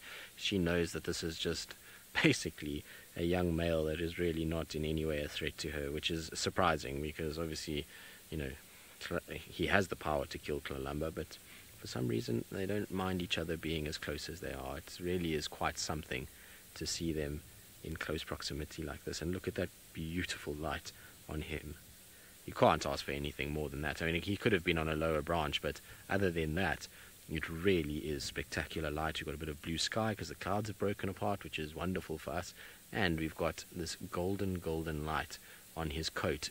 And he has a gold coat as it is. He's not a very light-coloured leopard. He's quite golden in colour, and so it's really kind of accentuating that coloration. Now, I thought we might have seen a little bit more of an interaction when Tundi approached the tree, but he obviously is quite happy with his bit of the carcass, and Tundi, well, she was happy just to take the scrap off the bottom, much like I would have done back in the day. But no little growl here and there, but otherwise it was quite civil. That actually far more civil than I thought.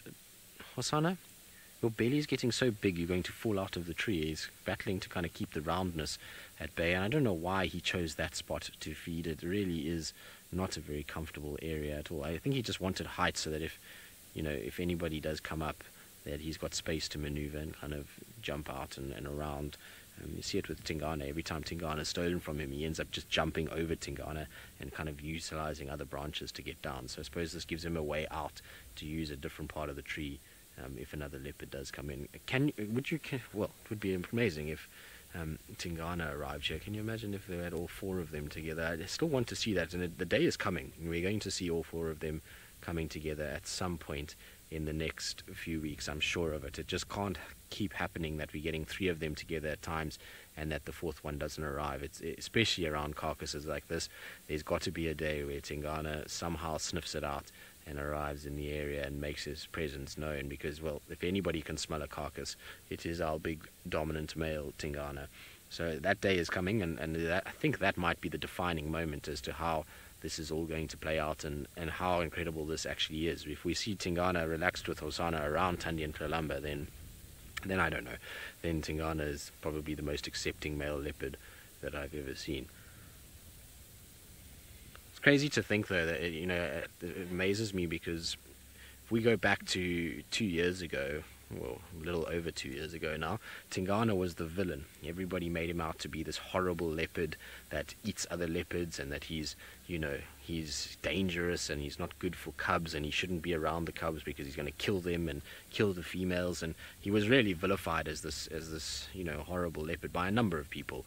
And now I see a lot of people who were the ones vilifying him, saying that he's the most amazing father, and it's interesting how perceptions can change very, very quickly when we actually get to spend a lot more time with these animals and we kind of start to understand a bit more about them. I think he was unfairly vilified for all of that. I think he was just acting on an instinct that he maybe smelt another male, and when he attacked her, you probably find he didn't actually mean to kill Shaluva. We're talking about the Shaluva incident where he killed her, and I don't think he actually meant to kill her. I think it was more that he attacked her thinking there was a male in the area, or even that she might have been a young male, and one bite in the right place, and that was the end of that. And obviously once she's dead, eating her is pretty much what a lot of the cats do. I mean, we've seen lions eat each other, we've seen leopards do it as well, and I've seen a mother leopard eat her cub. It's all just nutrients at the end of the day. Once it's dead, there's no emotional attachment by those cats to that animal in any way. But that light is just ridiculous now, isn't it? I think it looks fantastic. Right, well, we'll keep watching Hosanna, see what he gets up to, see if Tundi comes back or little Columba arrives. In the meantime, we'll send you back across to James, who's got an antelope that looks far better off than this impala.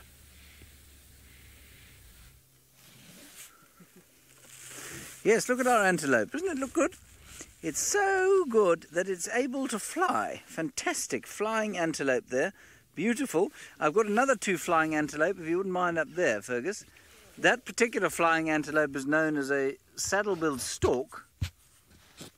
And the ones there in the far distance are some migrants, some white storks. Yes, they're there somewhere. There you are. That's it. Right, there you are. Let's count. No, left. Yeah, no, they're behind that beastly tree. No, that's all right. Don't worry, Fergus. We will get through it. No, that's a tree. Yeah. Okay, good. Well, the antelope is over there. It is, of course, a kudu. And it's eating an atalgwari. That's interesting. Very tart leaves. This is a difficult time for kudus. They're unable to graze effectively, so they must browse. And most of the leaves that are around at this time of the year are in fact fairly tannin-rich. Lots of chemical defences they have. And so the kudu has to be quite careful. And in very nasty drought years, you'll find that sometimes they'll actually die from their stomach stopping up because of the ingestion of too much tannins. Right, the first thing was a saddle-billed stork. The other ones that we didn't get were some white storks coming in from Europe. Very nice to see. Oh, and some impala. Let us stop for impala. One must stop for impala once a day. Hello. How are you? Had a good day? Eh? Not being attacked? It's always nice not to be attacked, I find. I find a day free of being attacked is a good day indeed. Yes, well, you chaps seem very calm, collected. Clearly haven't been attacked of late. Good. I will tell you there are some wild dogs around, so just be careful. Yes, one of them looked up when he heard that. Thought to himself, I don't fancy seeing any wild dogs today. We haven't found any further sign of them, by the way, everyone. So not sure where they are, but we will do our best to find them and other interesting creatures as we drive around here.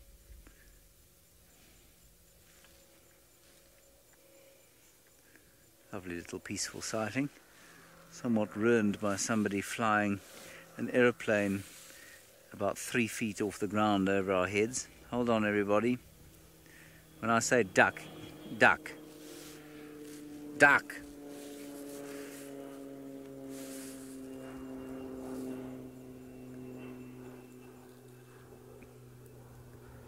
Yeah, doesn't he know we're on Game Drive? I don't think he cares. Hang on a second. Let's go. Yeah. Let me turn around a bit. Sorry, Ferg. You get these other stalks there. You got them. There we go. Look at all the migrants coming home. I know Steve did see a white stork, I think, a few weeks ago. But there are a whole lot more of them.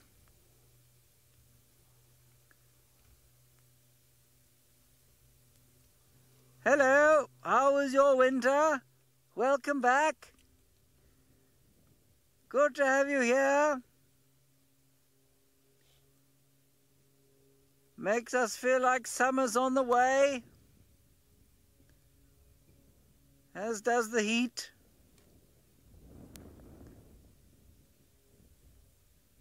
Wonder where they're going. No, I think they're going further than Chitwell. Although,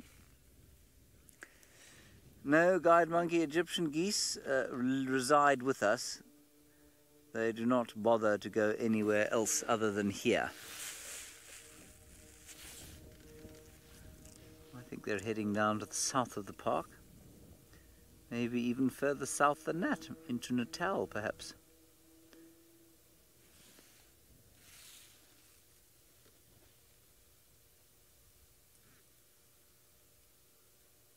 Very nice.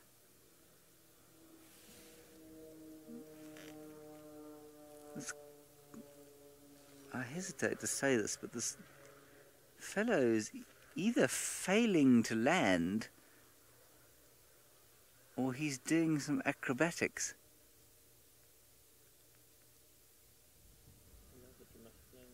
Yes. Yes, he come back with the shopping. All right, let's carry on. He's landed, I can hear. Whew.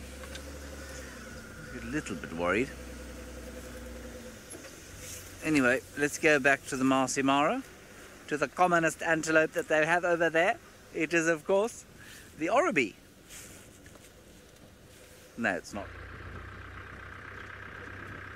The Mara with some happy wildebeest cantering along, kicking up their heels in joy, and perhaps, you know, just appreciating the beauty of the evening before night falls and they become haunted by predators.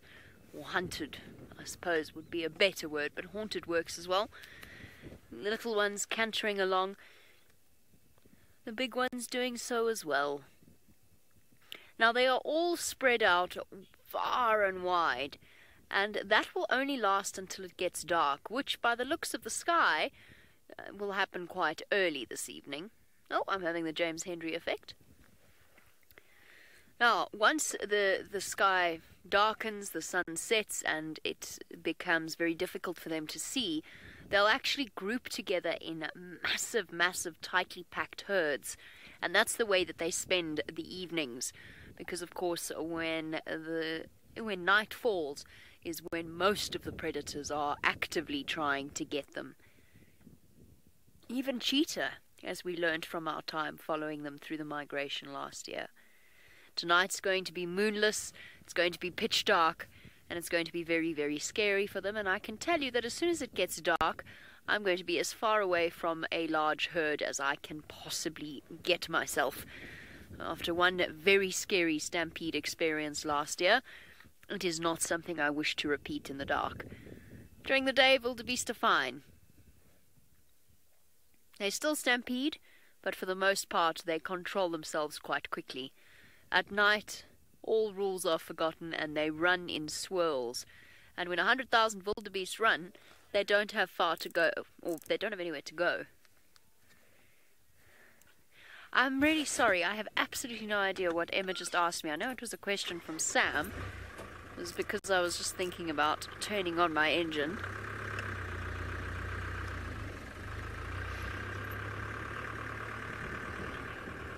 Oh, Sam, do the carnivores migrate with the herbivores? Migrate would be the wrong word. Nomadic male lions, for example, will follow the herd to a certain degree, yes.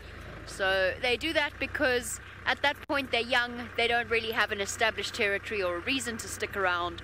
They've got no dependent offspring that would be killed if they were to disappear. So they disappear and they follow the food.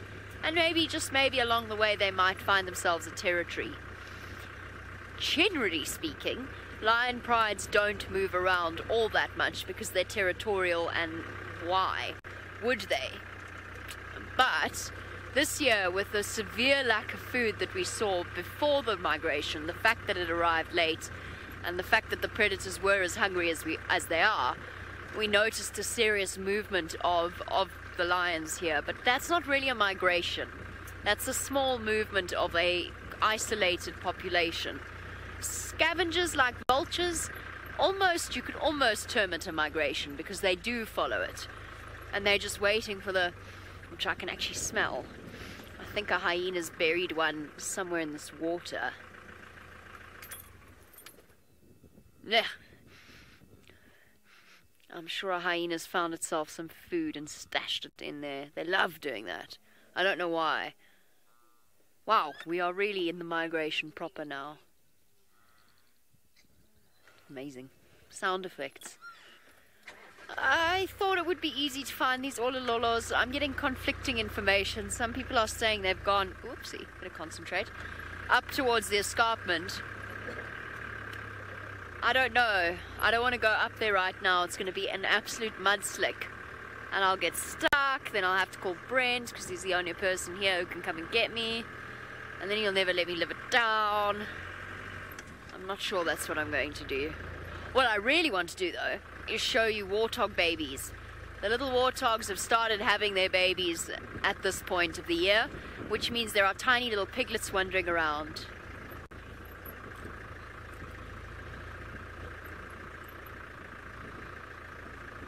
Watch this.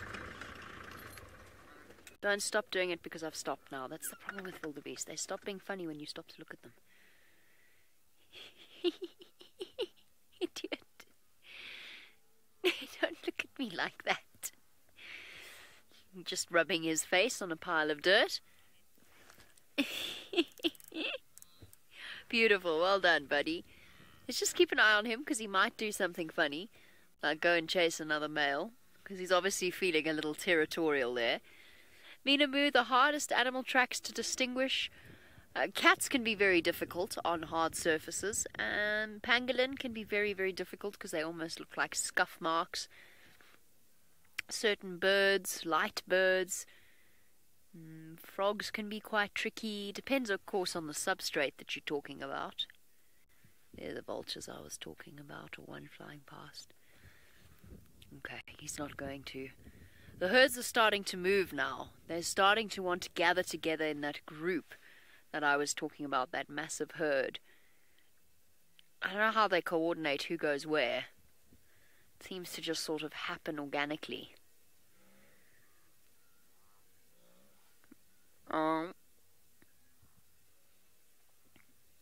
Much canoeing. Look at that. Oh, a sea of wildebeest. There we go. We've got some fighting. A youngster not quite ready to challenge that male.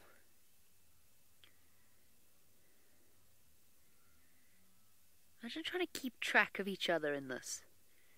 I mean, if you're a wildebeest, that is. A lot of the youngsters were only born in February.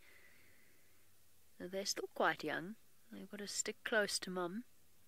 Difficult to do in this chaos. So a lot of the calls that you hear is sort of a high-pitched sound. I can hear it behind me, but you won't be able to hear it because of where it is. But a high-pitched call is a youngster trying to find mum. I find the most distressing sight in the migration is the little ones running around on their own.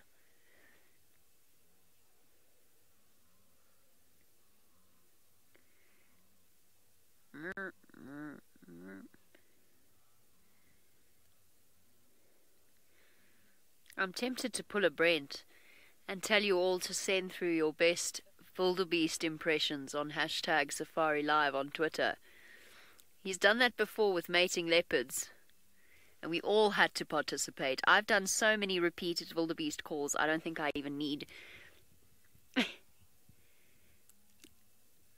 I don't know. How many of you would be willing to send through your video of, or a sound recording, I suppose, of your imitation of a wildebeest? Archie, do you think you can imitate a wildebeest? No. Silence. Oh, look at this little one. He's lost. He's very lost. Oh, shame.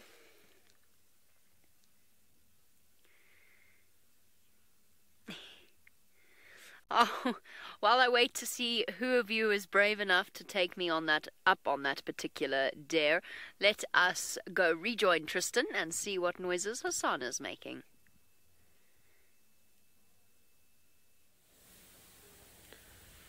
Well, Hosanna is growling, and that's because Tundi is right here in front of us, scraping and scent marking and doing her thing. And so there's a very unhappy Hosanna in the top of the tree that's trying to tell. She's busy chuffing. Look at that light. Oh, that is spectacular. How good is that? That is very cool. Now look, he's growling. He's very upset that Tundi is walking past. Amazing. Look at that. There we go, Tundi and Hosanna. You can actually hear him a little bit. Are you grumpy boy? You tell your sister this is mine now. She's done that to him a few times, so I suppose he's learnt that it's basically the way things go. Now you can see she's going to walk straight past us and go down. I think she's going to go try and find Columba now. And she's been chuffing a little bit and kind of calling, but that light on them is just absolutely insane. It really is spectacular this afternoon, and we've been spoilt once again by our little leopard family. Really have. I wonder where little Columba is though. The last time I saw her was behind me, so I don't really know where she ended up going. I think that she's probably somewhere around the area. I don't think she would have gone far. Tundi's kind of calling every now and then. Interestingly enough, Tundi's walking to where the carcass, where we first found her this morning. She's kind of heading off in a straight line, and that's where the carcass was to start the day. It was in that direction, so she's just heading in that area. I think she's going to go look if there's any other scraps that are around. Maybe she also saw her cub head in that direction and is going to have a little look if there's maybe something more to eat, while Hosanna just scoffs down the rest. Now this carcass is not going to last much longer. The way he's going at it, there's going to be very, very little left by this end of this evening, and that means that probably all three of them won't actually be here tomorrow. I'd be very surprised actually if we had any sign of the three of them here. I wouldn't be surprised actually that all three of them end up at the pan though at some point during the evening. Right, we'll carry on sitting, we'll see what goes on, and maybe James wants to head into this area given that it's just us now, and he can follow Tundi and Columba as they go, or stay with Hosanna if he wants to. But in the meantime, he's got a kudu that he wants to show all of us.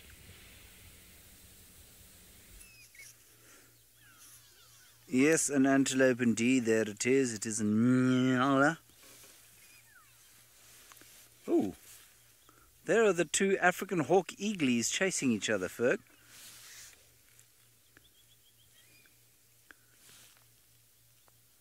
Oh, they're not very happy. This is where their eagle's nest is.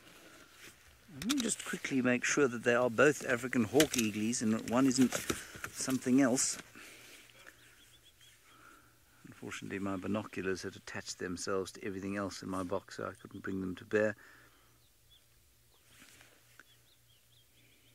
It's definitely an African hawk eagle, that one. Yes, the one in front is as well. Both African hawk eagles. I thought maybe one was a gymnogene that had perhaps threatened the nest of the African hawk eagle, but it was not. That was wonderful. Good. Shall we continue along here? I think we should. Our antelope is hidden behind a thick bush. Yeah, we might get a shot there. Might be quite nice in the setting sun. That'll do. There we are. With his oxpecker. Young bull on his own. Not that young. Possibly trying to seek out some ladies. Not sure when their breeding season would be. It's definitely not now, though. They'll be calving in the rainy season, December, January. And so I imagine their breeding season is exactly 9 months before that. I think that's their gestation period, 9 months. So they won't be breeding now. That's quite possibly why he's on his own. And there are some more oxpeckers now having a spat over the ticks that litter his body, being sucked out all their blood. I must say, I think I quite like to have oxpeckers on me. I think it must feel like being tickled all day long, don't you think?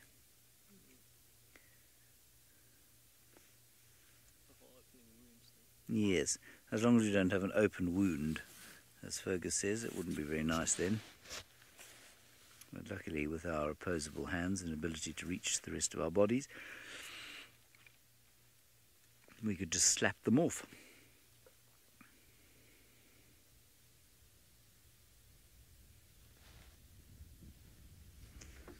Yes, it is quite nice, isn't it, Laura Moore? That rust-coloured forehead that looks a little bit like a female's forehead. It's the same colour. And, of course, like his forehead was when he was a youngster. He just winked at you, Laura Moore. Did you see that? He's just winked at you again. I think he's quite a fan. And again. Well, Laura Moore, you must be blushing at this sort of attention. Look at him. What a shaker and a mover he is. An operator. Eh? You smarmy fellow. You know, you're possibly pushing it a little far right now. He's very confident in himself, isn't he? Winking away at us. Not a care in the world. His shiny white lipstick, obviously to his satisfaction.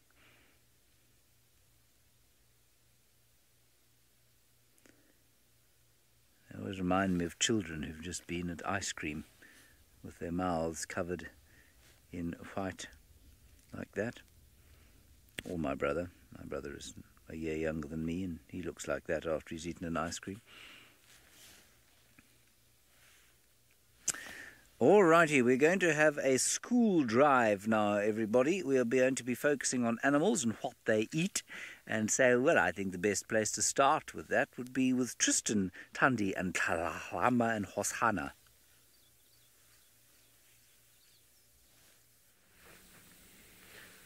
Well, indeed, James, I hope that I'll be the best person to start with, because we've got such a special sighting this afternoon in the form of a male leopard that is having a really good snack on an impala. So he's busy up in the tree feeding. Now, it is a very, very warm welcome to Westlake Charter. I hope that you are going to have the most wonderful afternoon with us, and you're going to enjoy spending time with all of Africa's wild animals. And you've joined us on a very special afternoon because, well, it's always very nice to see a leopard. It's not something we see all that often. They are shy, elusive animals, and so we get very lucky when we get to spend as much time as we do in this part of the world with relaxed leopards like we are now. My name is Tristan. On camera I've got David, and remember that you can ask lots and lots of questions, and you just give them to your teacher, and your teacher will then send them through to us. Now, I was saying that it's a special afternoon because not only do we have this one leopard that's up in the tree like that, you can see he's busy eating the last of a impala, and that's probably something that leopards eat the most out here. It's one of their favorite meals. An impala is a medium-sized antelope. It's very similar to your deer, and it gets basically hunted by everything out here, but leopards really like them. They come across them quite regularly because impalas are so common, and so they hunt them very, very often. Now, what happened with this impala is that it was killed during the early hours of this morning by a pack of wild dogs, and the wild dogs then unfortunately got robbed by a female leopard and her cub. Now, the female leopard and her cub were here somewhere just now, and then this male leopard came in and he stole it from them. So this carcass has been stolen not once but twice, and it just goes to show you that size and power is everything out here, because those wild dogs, unfortunately, they got out-muscled by a leopard, and it was only a small pack of wild dogs, probably one or maybe even two wild dogs, and then a bigger male leopard came and out-muscled the female leopard, and so that's why he's ended up with the spoils and how he's going to town on it. Now, you would think that a impala, which weighs probably close to about 160 pounds, would take a while to eat, but it's taken about 12 hours to get to just bones that you see like that he's busy cleaning up and eating at the moment, and he's going to be crunching down and trying to eat as much as possible out of it.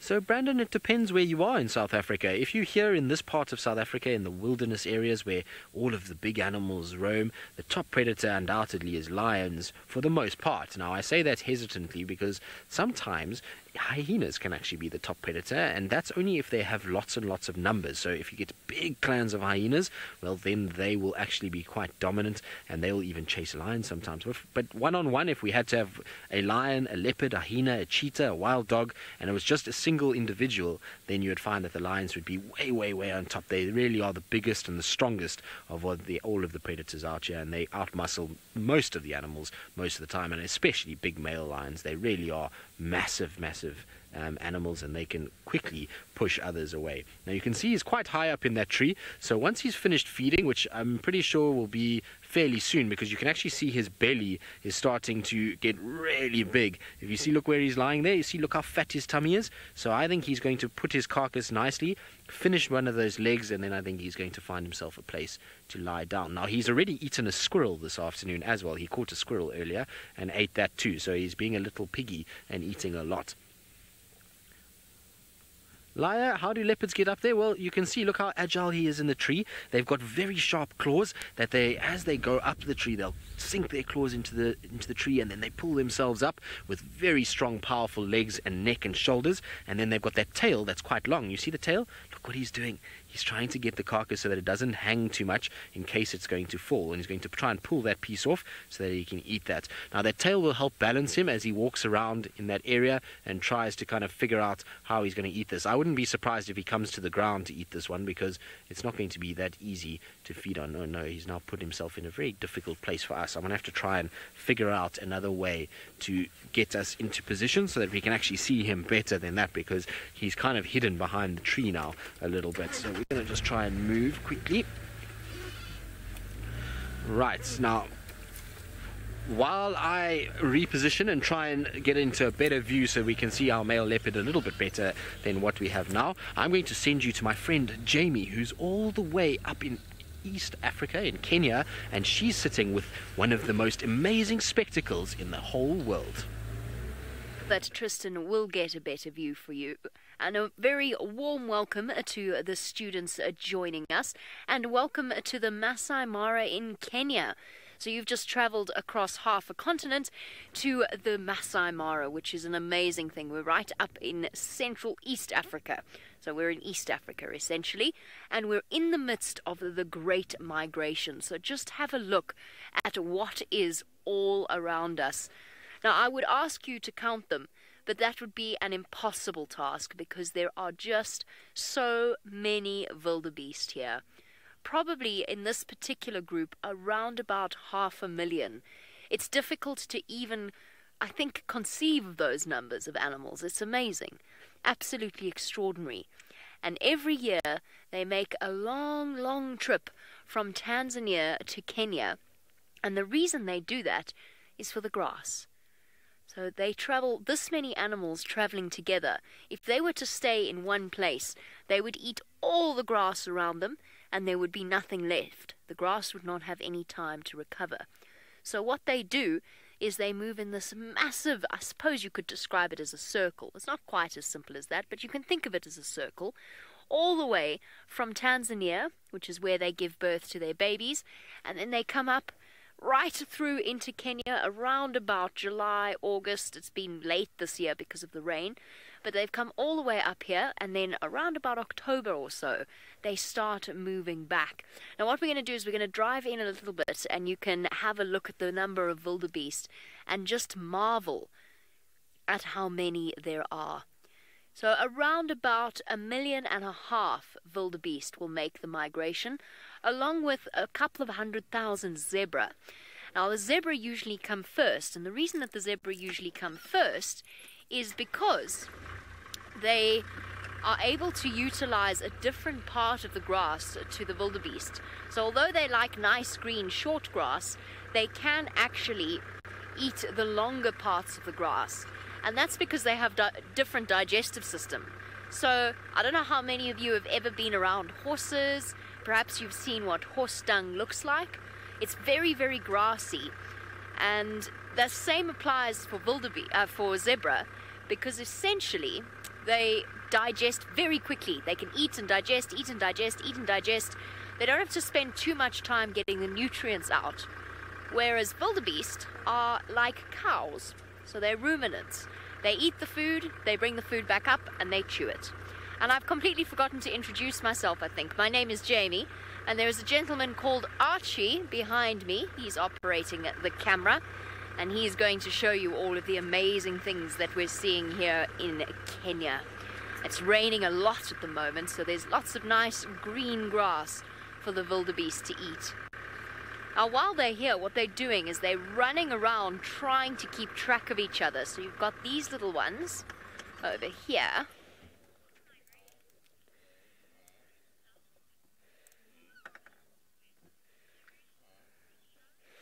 Now, Eli, if I understand you correctly, you want to know how many animals will move south during the migration instead of north, east, or west. Now, that's a tricky one because it depends on the time of year. Now, out here in the Masai Mara, there's something called a loiter herd, which is around about 50,000 or so wildebeest that stay in Kenya and migrate north and then come back south when the migration gets here properly in around about July.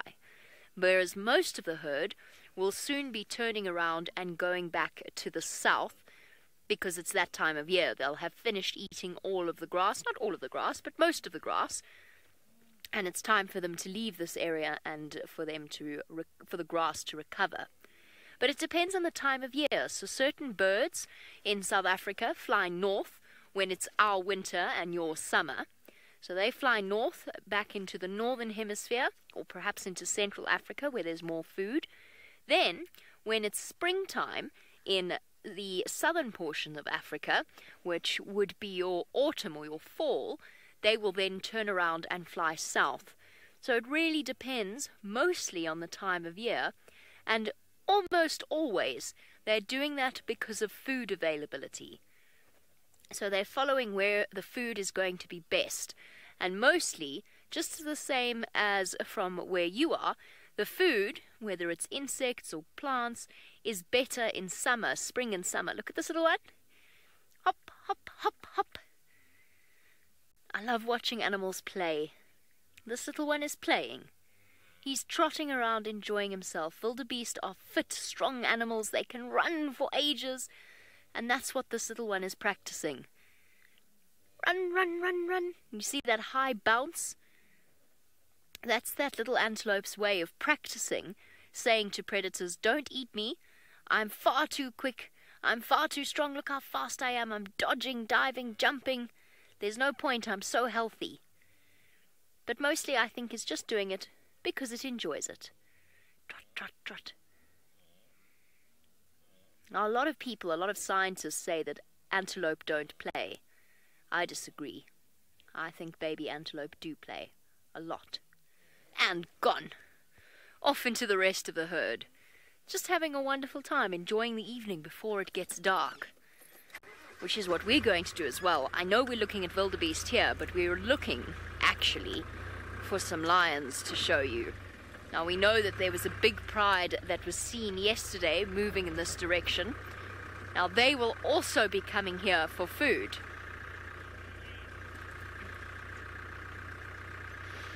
So they'll be searching for food as well. And as it starts to get dark here, that's when it's easiest for them to hunt. Speaking of it getting dark, apparently it's getting dark in South Africa as well. Let's go and see what James has to say. Yes, it is getting dark, and welcome to this end of our little sunset safari. There is the sunset going down. I know you're all learning about food and that sort of thing. I can't tell you much about what the sun eats. Well, I can actually. The sun eats hydrogen. It eats hydrogen and makes helium. So if you're ever wondering what the sun eats, that's what it is. It eats hydrogen. Isn't that a beautiful picture? And the other thing I can tell you about food is that I'm quite hungry. And at some stage in the not too distant future, I'm hoping to be having a small snack. What we're on the search for are some wild dogs. Now, wild dogs, very special African animals, one of the rarest carnivores that there are. In fact, the second most rare carnivore in Africa, and that's what we're looking for. They're like wild wolves of Africa, basically. They don't look like wolves. They look like sort of they've got sort of Mickey Mouse heads with camouflage bodies, basically. That's what we're looking for. My name is James. Keep sending your questions and comments. It'd be lovely to hear from you as we try and find the wild dogs. And the wild dogs, of course, are going to eat anything meat out here, from the size of a duiker to a scrub hare. Scrub hare is about this big. A duiker weighs in the region of 40 pounds. And an impala they would also take, possibly like the one that's in the tree there with Hosanna. You've seen Hosanna, obviously. And so we might be very lucky and find them. This is the time of the day when they start to go hunting. They're called crepuscular hunters, which means they hunt at dawn and at dusk. And a little bit after dusk, so just after it gets dark. But they'll start to move around about now. They'll often come down to water to drink first, and then they'll go off hunting. So that's what we're hoping to find. And the reason we're hoping to find them is that we had them around here earlier this morning. What is going on there? No, it's a stick. Never mind. I saw a stick, everybody. It looked a bit like a wild dog, but it wasn't a wild dog. It was a stick. A thick stick.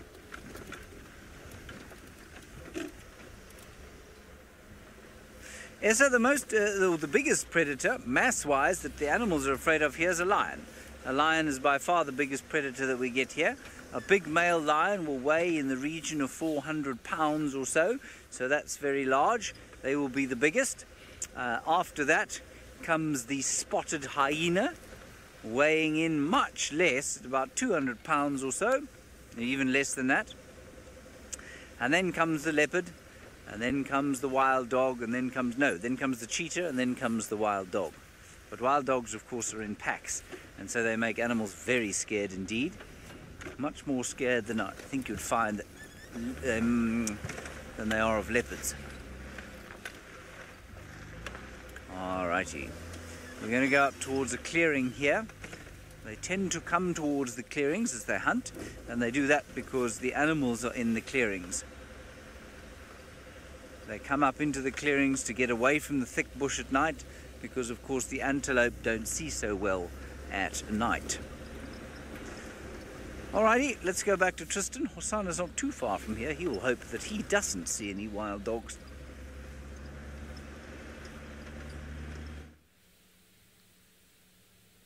Well, no wild dogs just yet, James. Hopefully they will arrive somewhere. If wild dogs arrive here, we're going to have pandemonium because, well, there's lots of leopards. Now, that's not Hosana that you see lying there. That's the female leopard called Tundi. So Hosana is in the tree quite far away, and she's just here busy grooming herself. Her cub was here as well, Tlalamba, and they were both around, and she's just cleaning herself up now because she's been kind of walking around this area, picking up little bits and scraps of meat that have been left behind after she's been feeding, and also with the wild dogs that killed it earlier, they kind of left little pieces all over the place, and so that's what she's doing now. She's just cleaning her paws a little bit and making sure she gets any bits of meat or anything like that off them. Leopards have to be very careful about when they feed and cleaning themselves, because bits of blood and meat can, one, attract flies, which are very irritating. Two, it mats their fur and it can lead to, disease and infections and those kind of things, which are never ideal for a leopard. And so that's why they're very good at cleaning themselves. But you can see, look how full she is.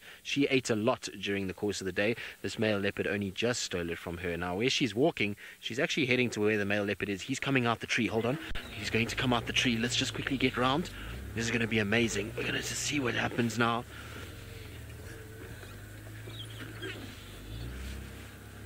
So, Kelly, a leopard will steal a prey animal from a dog because it can come out with claws and teeth and its size and its aggression, and the dogs will get a fright and they'll run, and then it can grab it and run off. Now, where's the little cub? The little cub was somewhere on the right-hand side here. She's quite big now. She's about 10 months. There she is there. I can actually just see her just behind us. Don't know if you can see her, David. So she's just in the background over there, through a little bit to the right, David. There she is, straight, and you can just see her ears in the grass. So there's one leopard, and then we've got the other two that are around. Now you can see she's quite small in comparison to the other leopards. She's got a cute little face. She's a very cute little leopard, and she's one of our favorites. We've been seeing her since she was only about 3-4 weeks old, so we've known her for the majority of her life. She's 10 months old now, and is still very small, and she's a bit nervous because of, obviously, there's this male leopard, and Mom's interactions with her growling and hissing makes that her be a little kind of nervous of what's going on. Now, our male leopard might go back into the tree if he sees the female. He's carrying a leg of the impala, so she's here and he's there in front of us. I think he dropped the leg, and that's why he was a bit kind of worried about it being taken by somebody else. And so I wonder how this is all going to play out. But definitely we're seeing all of them kind of coming together. It is absolutely incredible. And the thing is that for you guys, is that you won't actually know But leopards are generally solitary, so leopards don't actually like to be around each other. Normally what you find is that a female leopard, she only really spends time with her little cub. That's really only the kind of time that she spends with any other leopard. But then what you'll find is the males are complete loners. So to see 3 leopards like this is a very special thing. It's not something we'll get to see very often, and we have been very fortunate to be able to show you. You guys are lucky. I know lots and lots of people that have been coming on safaris and going to the bush for many years and have not seen a leopard, and you've got to see 3 in one afternoon. It's absolutely amazing. He's not too worried now. She's going to walk back to her cub, so I'm going to just go and see what she's up to. So Natalie, leopards eat everything. They are an animal that has the biggest varied sort of diet of all the carnivores. So you'll find that they eat anything from insects, so sometimes they'll eat little bugs, to they'll also eat mice, they'll eat birds, they'll eat mammals like an impala, they'll even eat sometimes as big as baby giraffe or baby elephants. Now look at this, she's right next to us. So she is about 1 meter from the side of the car. Look, there's the car there. So she's sitting very, very, very close to where we are. No, don't go to the toilet. No.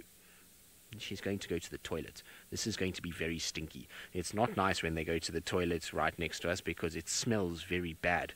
You can imagine something that eats rotting meat when they go to the toilet. It really isn't very pleasant. And so my poor nostrils are going to be catching on fire now as this singes its way down. And, very horrible. Anyway, it didn't look like too big a one, so I think we'll be okay. We're just going to have to be careful that we don't drive over it, otherwise it sticks in our tires. Now there comes the little cub, is slowly coming towards where Mom is, so she's calling her. Now if we listen and we keep quiet for a little bit, you might hear her chuff a little bit.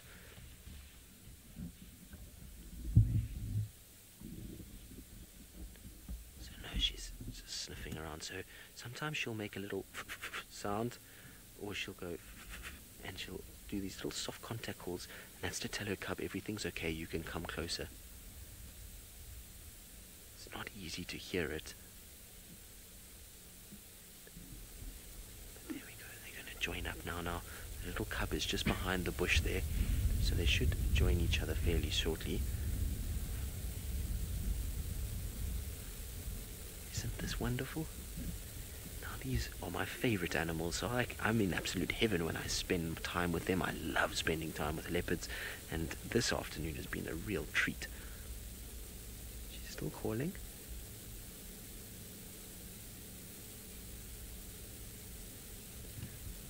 I thought her cub would pop out with her. Anyway, we'll sit and see if Tundi's cub is going to come out and play with Tundi. In the meantime, though, it sounds like Jamie has got a very special little surprise to show you in the Masai Mara.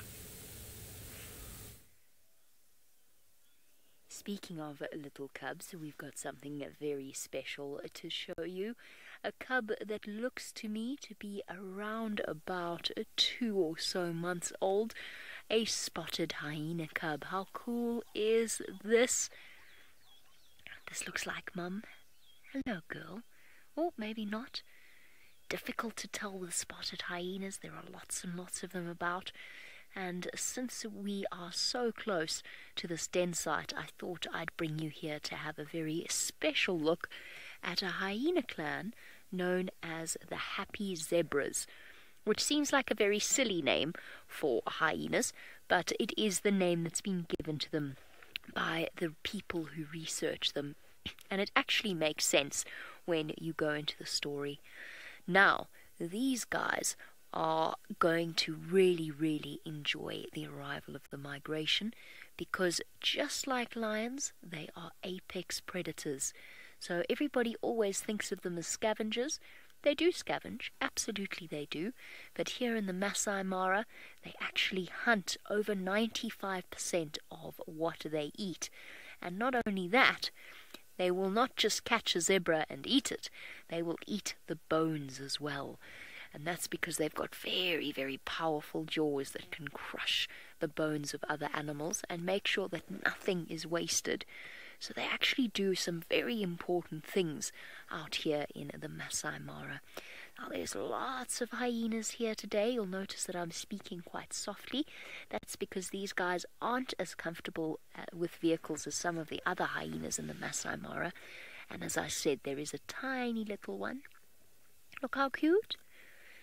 Now, everybody always hates hyenas, but we here at Safari Live love them, especially the tiny fluffy ones. Now, it will start to get its spots at around about 3 months, so it's still got a way to go.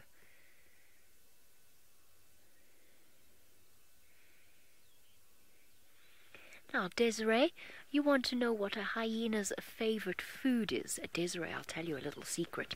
It's not really its favorite food, but they really, really, really, really like to chew on my rubber mud flaps on the tires.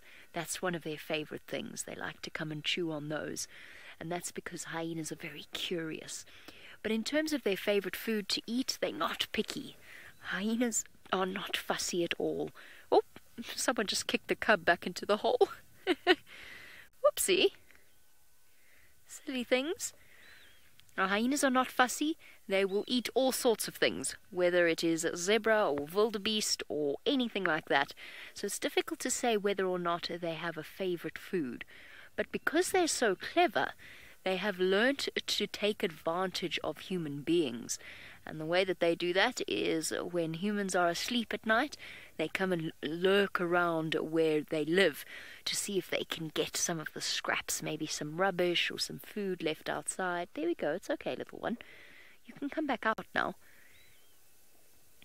It's the problem with being the smallest member of the clan. You never know when you're going to get knocked about. Sniffing to say hello. Now, James has mentioned crepuscular hunters. Hyenas are a combination of crepuscular, nocturnal and diurnal hunters. They hunt any time during the day. But they come to the den in the mornings and the evenings to reunite with each other and to affirm the bonds between them. So there's 55 hyenas in this clan.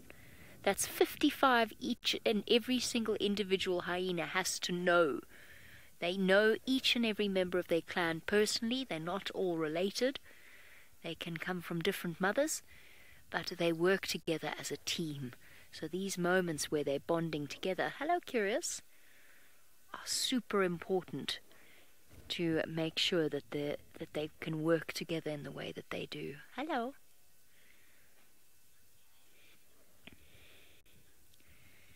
Now, Sienna, talking about youngsters like this one, you want to know how many hyenas can be in a litter.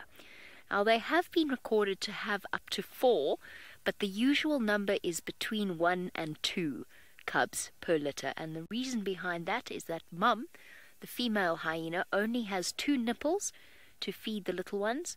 She'll also feed the babies for a long, long time. So she'll suckle her baby for over 1.5 years. So she only really has 1 or 2 at a time. Oh, lots of greeting going on, some curious behavior. This is such a lovely clan. Their immediate neighbors are North Clan, who live next door. Hello, Fluffy. Hello, Fluffy. Now, each and every hyena has unique spots. So just like your fingerprints, or just even like your faces, you all look different to each other, and you recognize your friends, you recognize your classmates. Hyenas are like that too. So if you look long enough at their spots, you can actually tell the difference between individual hyenas. So even though they might all look the same now, and there's lots of them around, that's not actually the case, and each and every single one looks different. Now, there's a hyena hanging about. I can't see her right now, but has been named by the researchers. Her name is Ring. So each of them has a name. There, is that her there? That's her. That's not her. That's Pike, I think. That is the leader of Happy Zebra. See how respectful that cub is being?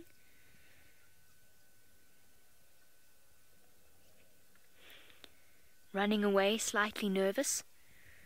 I'm pretty certain that's because that is a female called Pike, and she is the head of the Happy Zebra clan. So hyenas actually have females that lead them. There's some sleeping. No wonder everybody's so nervous. The Queen was here. She's stepping in to check up on everything. She's also got cubs.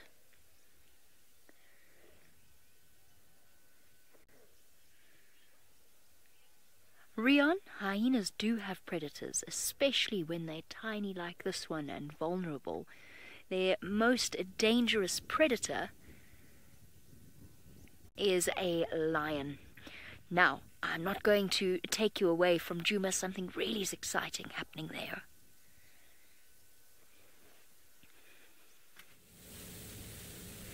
Indeed, so Tundi is now sneaking up on Hosana. She's gotten much, much closer to where he is. There he is sniffing about. You can see, look at the size of him in comparison to her. Even though he's only 2.5 years old, he's already much bigger than the 12-year-old Tundi, and so he's going to have a size difference. But look at that. The two of them are just watching each other. Now, Tundi's little cub is behind me at the moment, straight behind us. So it's like a long line of leopards at the stage. Now, he's coming towards her. Let's see what's going to happen. This is going to be interesting. I'm intrigued to see if she's going to growl at him or hiss, or if there's just going to be nothing. It looks as though her ears are flattening a little bit. Now, that's often an indication when a leopard is a little bit grumpy, is they'll have their ears flattened down like that. But look at that. He's just watching. You can see her head is lowered, and when a leopard's like that, it's either they're stalking or they're upset. Now, he's coming closer. This is very exciting. Like I say, this is a once-in-a-lifetime kind of opportunity for a lot of you. Look, there she goes. She's walking towards him. Now, you will see another car. That's a car that is out here with people that have come all the way into Africa to come and see these animals in real life, which hopefully some of you will get to do in your lives, because it really is quite something to come and watch these animals in real life. Now, I'm going to just go forward quickly. It's very, very cool. This is amazing. Look at her, she's lying flat. She looks as though she's almost going to pounce on him. She's lying so flat. Like I say, that's normally how she would lie if she was going to be stalking. And what she's doing is she's got her head down to try and basically put herself in a position where she's saying to him, I'm not a threat, don't attack me, I'm staying low. And he's just talking to her back and saying, okay, I see you there. And now he's going to go back to the carcass because he doesn't want his carcass to be taken back by her. This is amazing, though. Very, very special. There he goes, wandering off back towards his tree. I wonder if she's going to try and creep up towards him again. That is very cool. So, Rebecca, what happens is in time, we basically spend a lot of time with these leopards, and we see them from when they're small. Now, I said just now that little Klalamba, which is Tundi's cub, who's 10 months old, we've been seeing her since she's 4 weeks old. And so from when she's that small, she basically doesn't know anything. She learns all about life, and so she sees us, and she'll be scared of us because we're big and we're noisy as a car. But over time, when Mom is around and she sees, okay, Mom doesn't really stress and Mom is not unrelaxed with us, then she'll come out and she'll go to Mom, and slowly but surely she realizes that we're not chasing her, we're not hurting her, we're not taking food from her, and Mom never teaches her to hunt us, so we don't get seen as a food item because we're just too big and we don't taste like meat. If she came and bit the side of the car, it's going to be metal, and she's going to think, well, that's not food. And so that's why we can get so close. We're very fortunate in that we're able to get very, very close and able to spend a lot of time kind of watching them at such close proximity. There's many places in the world that you will never get this. There's parts of the world where, unfortunately, leopards are very shy because they're scared of people. They know that people can be a threat to them. People can hunt them or, various other things. And that means that they worry about what a person is, and they're very, very shy, and they'll run away, and it can be very difficult to see these guys in some parts of Africa. But we are being so spoiled this afternoon. This is very special. Now, she's just gone behind me now. She's busy going back towards her cub. He's still eating and feeding his big tummy. Much more comfortable for him to be on the ground eating. And I'm surprised, though, that we haven't found any hyenas coming in yet, because hyenas are very good at finding food, particularly if there's a bit of a wind, and also if there's been a lot of the food has been scattered about, because it'll lend a lot of scent around. And I'm surprised that they haven't shown up yet. I'm sure they will, though. At some point, the sun is now set, and that means that we're going to start to see hyenas coming into their own. They're going to start walking around and looking, and they definitely will arrive here before too long this evening.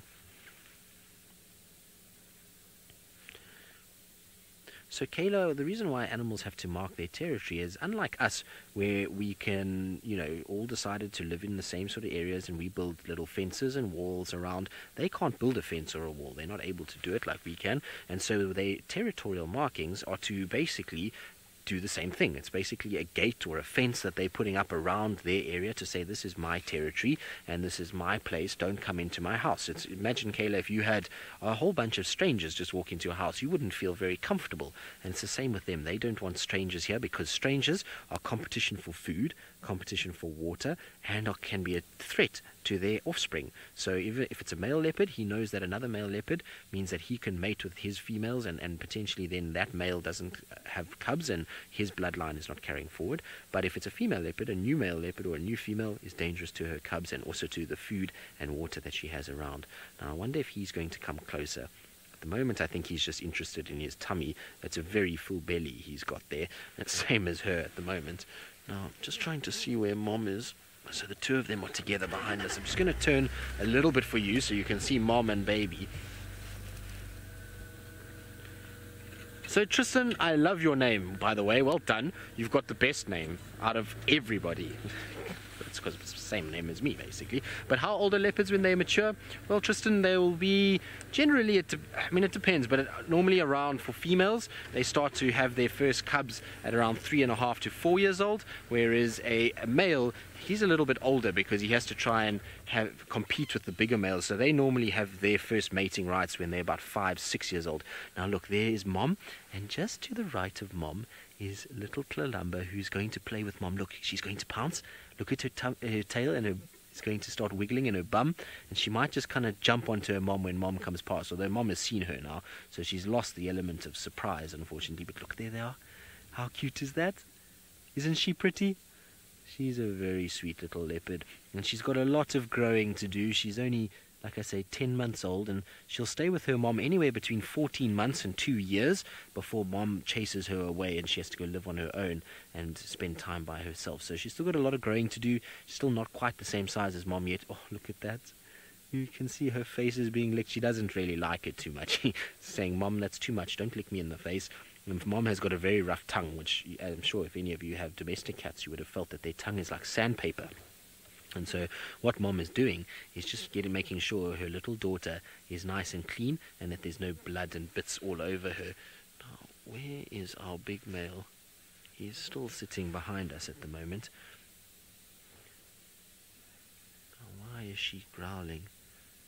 She's growling and her tail is flicking. Do you see how her tail is just going back and forth? Now that's a sign that she's upset. When she does that with her tail, she's getting angry. And so, I don't know, maybe there's something else that's lurking. You never know, maybe a hyena is arriving, or she can see that leopard again. And the little cub will watch Mom, and she knows when Mom does that she needs to be careful because it's then dangerous around here. And the little cub will then go and try and find a thicket to hide in, because that's a camouflage for a leopard. Is its number one kind of safety thing. Now I'm just going to roll forward a little bit so that maybe David can actually see little Tundi behind this bush. Now I don't want to go too far. Let's see. Here we go, David. We should be able to see her quite nicely now. So there she goes. I'm just going to roll a little bit further forward. There we go. Now she's walking where there's lots and lots of thorns, so I'm sure it's not very comfortable for her. She might see her stop just now and kind of lick her paw just to try to get rid of those thorns, but I don't know what it was that she saw. Something that irritated her. Could have been very easily been the other leopard that was moving in the other area, well, back towards the tree, but she seems to be looking in a different place, and you can see that tail is really going back and forth. Now I'm not sure if maybe, just maybe, we can show everybody the flare, Emma. That would be quite nice, because out here it's starting to get quite dark now, and we have a very special camera that we have in our arsenal of weapons. So it's a picture that is a thermal picture. Now look at that. So that's called a flare camera, and it's taking the heat from our leopards. So they're pink now, and that's because they're very hot. The rest of the vegetation, the trees and the ground, is quite cold, and so that's why it's purple to black, whereas they are nice and pink, and it helps us at night to be able to watch our leopards. Isn't that cool? I think it's very, very cool, and so we can see how hot these cats are when they move around. It's very, very useful tool, and it helps us a lot to be able to find the leopards. Now, the problem is that when they go behind a lot of trees, it becomes a little bit difficult because the trees sometimes can be quite warm, particularly at this time of the day. Right. Unfortunately, they've drifted off a little bit. I'm going to try and see if I can maybe just catch up with them a little bit. I think they might be leaving this carcass now. I think they've decided there's nothing really left for them, and so they're going to try and go and find maybe some water or just a nice place to go and rest. So we'll just see where they're off to. While we do that, let's go and see where James has been and what he's been getting up to over the course of the last bit.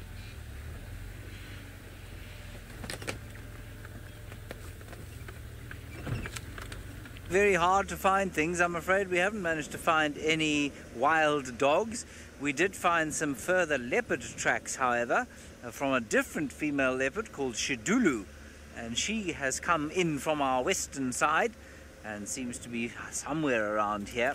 But of course leopards are quite difficult to find, and you know, the fact that you've had 3 leopards on the school drive is very, very special indeed. It does not happen every day. In fact, it happens very seldom. You can see it's getting dark now, and so the chances of finding wild dogs getting smaller, but we still have a little bit of light left and we might be very lucky. Oh, there's a special bird. Don't fly away. It's a special bird called a fork-tailed drongo.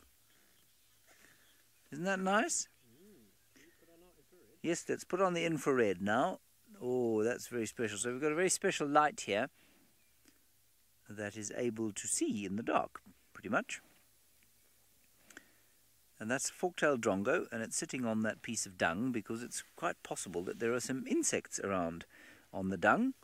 That's elephant dung, and the drongo will be hoping to eat some of those insects. That's what they eat.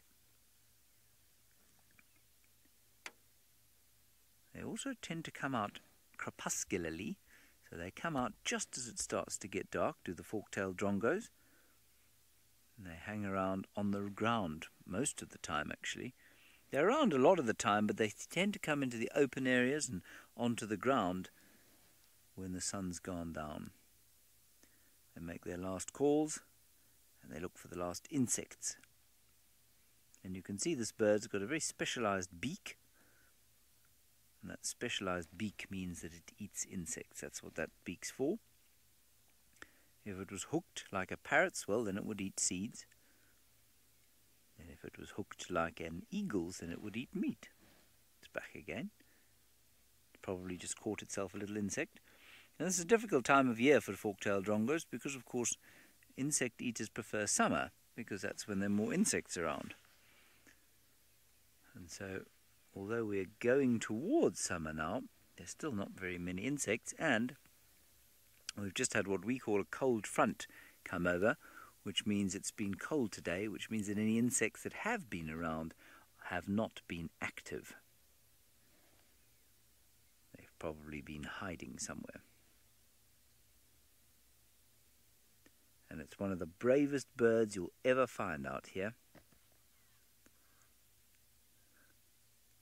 There he goes.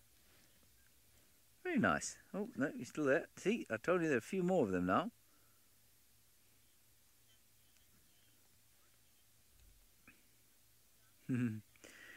Natalie and Gabe, elephants don't roll around so much in dung, but they do roll around in mud, and they spray themselves with mud. It's to cool them off and to give their skin a bit of a treatment, if you like. They rub mud on themselves, and then the mud dries, and what the mud then does is that it basically suffocates ticks and other parasites that they might have on the skin, and then they rub the mud off when it's dry. So it helps them to get rid of ticks and other parasites that they might have on their bodies, but they also do it when it's hot to stay cool. They don't do it so much with dung, although they will do it with mud that has dung in it. And elephant dung is one of, believe it or not, the nicest smelling things you can find out here. Now you could tell just by looking at that picture that we were in winter, or that we're just coming out of winter. And you could tell that by the fact that that dung is still in balls.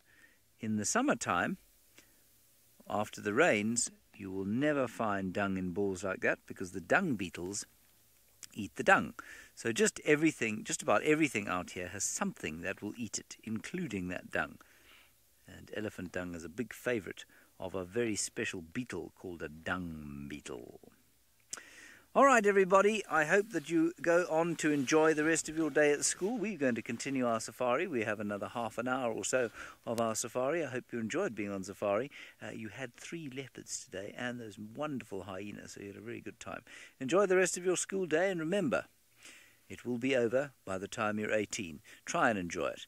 Good stuff. We'll see you again, hopefully, on safari very soon.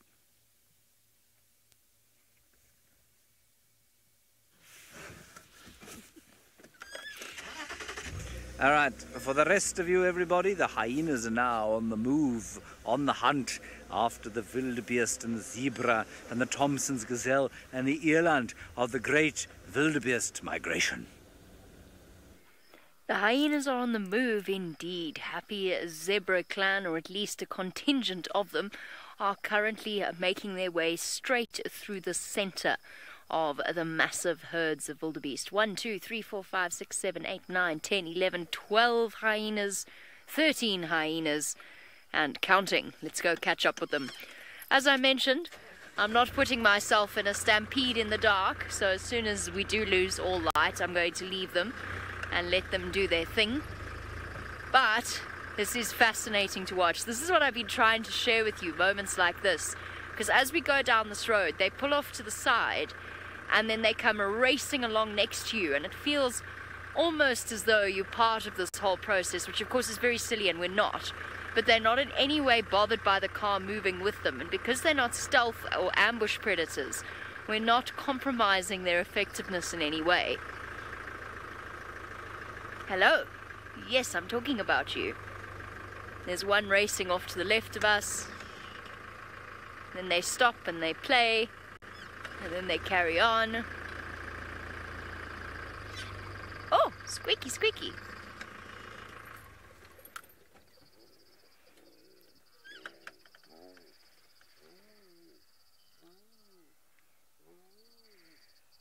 Quick display of submission from one that overstepped its boundary. And then time to catch up with the rest of them once again. I wish I knew Happy Zebra in the same way that I know North Clan. I don't, though. So I don't know who's who or who's leading the group. I'm pretty sure, though, that they know exactly what they're about and exactly what they're after. They don't even have to work too hard at this time of year. Plus, it's muddy, which is even better, because they're just going to cause pandemonium and panic with the wildebeest. Okay, let's go catch up.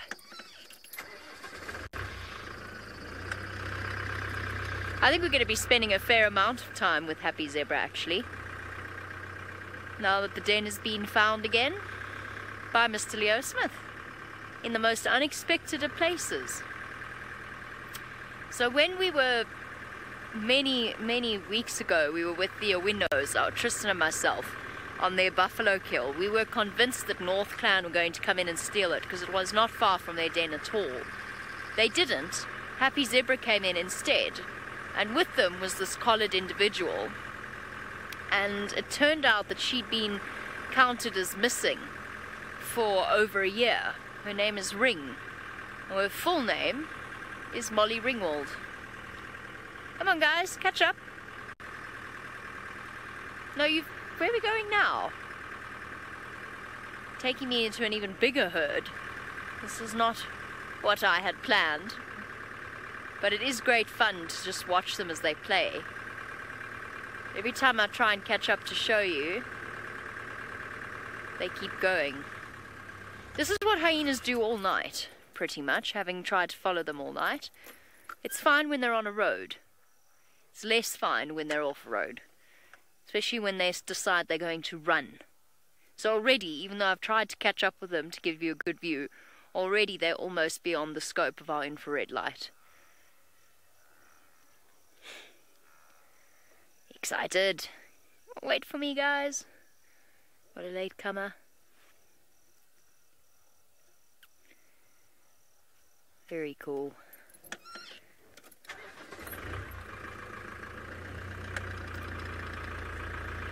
I'm going to leave my happy zebra clan wandering down the road. It is getting a bit dark and they're going to go into a big herd.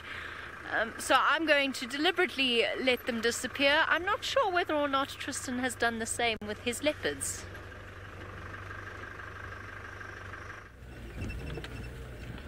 No, I haven't, Jamie. The leopards did the same to me. They just decided they were going to just leave me, and I lost them all, but I think we can find them again. I'm hoping that they're on Vulture's Nest Road.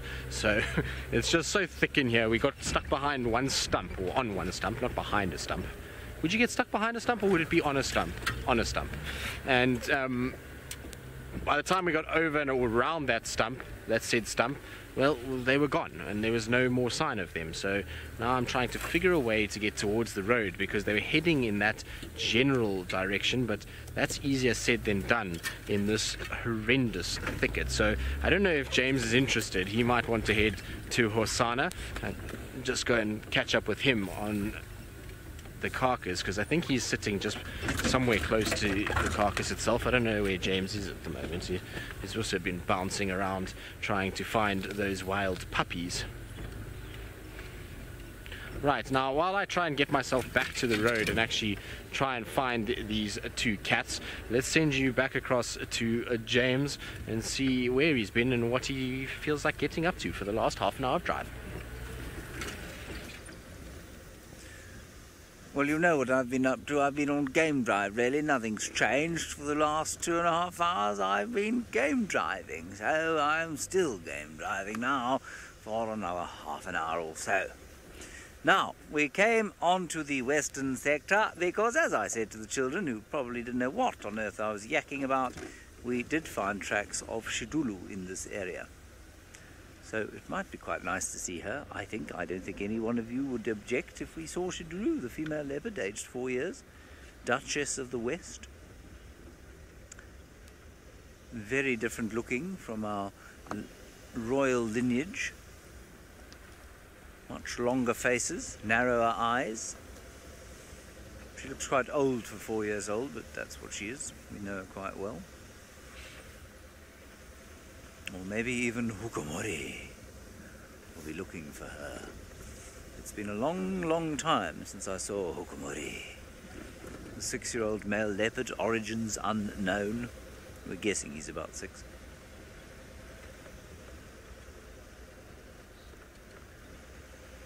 Oh, there is a kudu.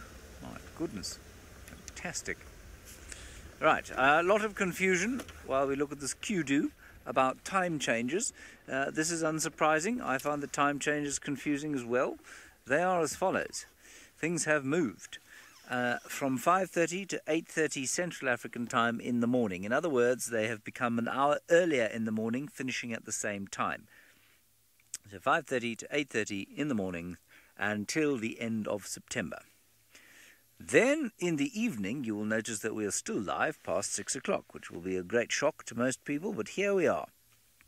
We have 25 minutes left, and that's because the afternoon drive has shifted by half an hour, and it now starts at 15:30 hours Central African time, so at 3:30, and goes until 6:30 in the evening Central African time. So it's shifted to an hour later. That is because it has become, well, most afternoons beastly hot.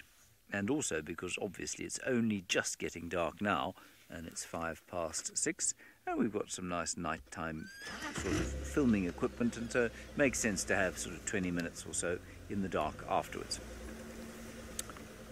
All right, does that make sense? Any other questions? Oh, Laura, I have seen a number of bush babies recently. I just haven't managed to get any of them on camera. They're around. I promise you they're around. We'll do our best to find you one. I'm just going to turn the lights off now as we go past these kudus. There we are. Night kudus. Have a good evening. Don't get eaten. Very unpleasant to be eaten in the night. Or in the day. Last that squirrel had a beastly time today.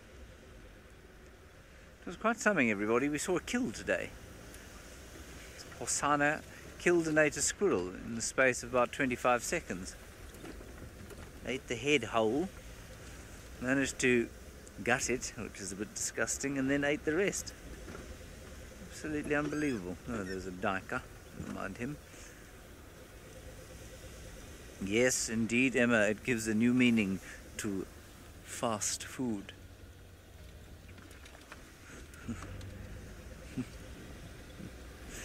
That was very fast food.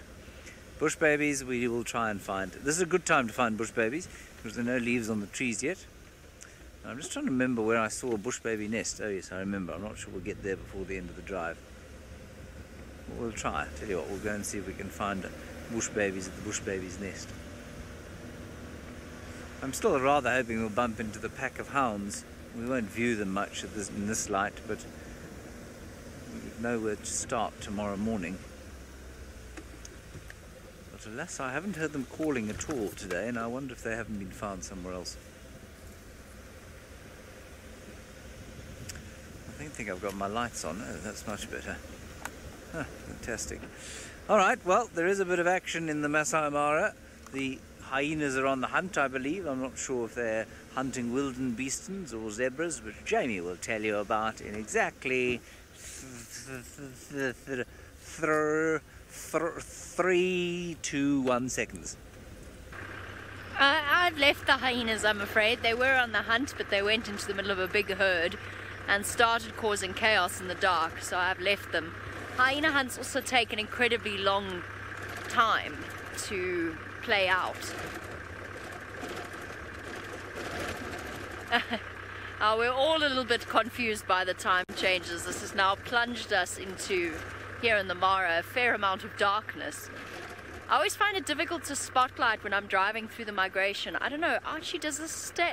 Can you actually see what I see when I spotlight with the camera? If I shine off to the left or anything like that, does it, I don't know if it really, you can't really see how, no. So basically it's just eyes shining at me. Now obviously I move the spotlight as quickly as possible so that I don't, it's flash blindness basically for the diurnal animals. It use up all of the nerve conducting, the impulse conducting molecules, not molecules, what are they called, ions in the nerve cells, and they struggle to see if the light is shone on them for too long.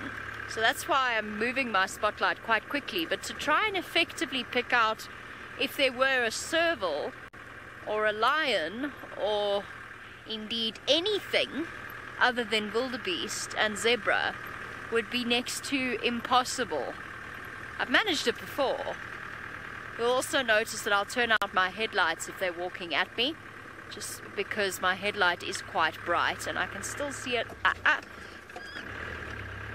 No, don't run into me. This is what I'm basically trying to get out of. Hello guys, please move.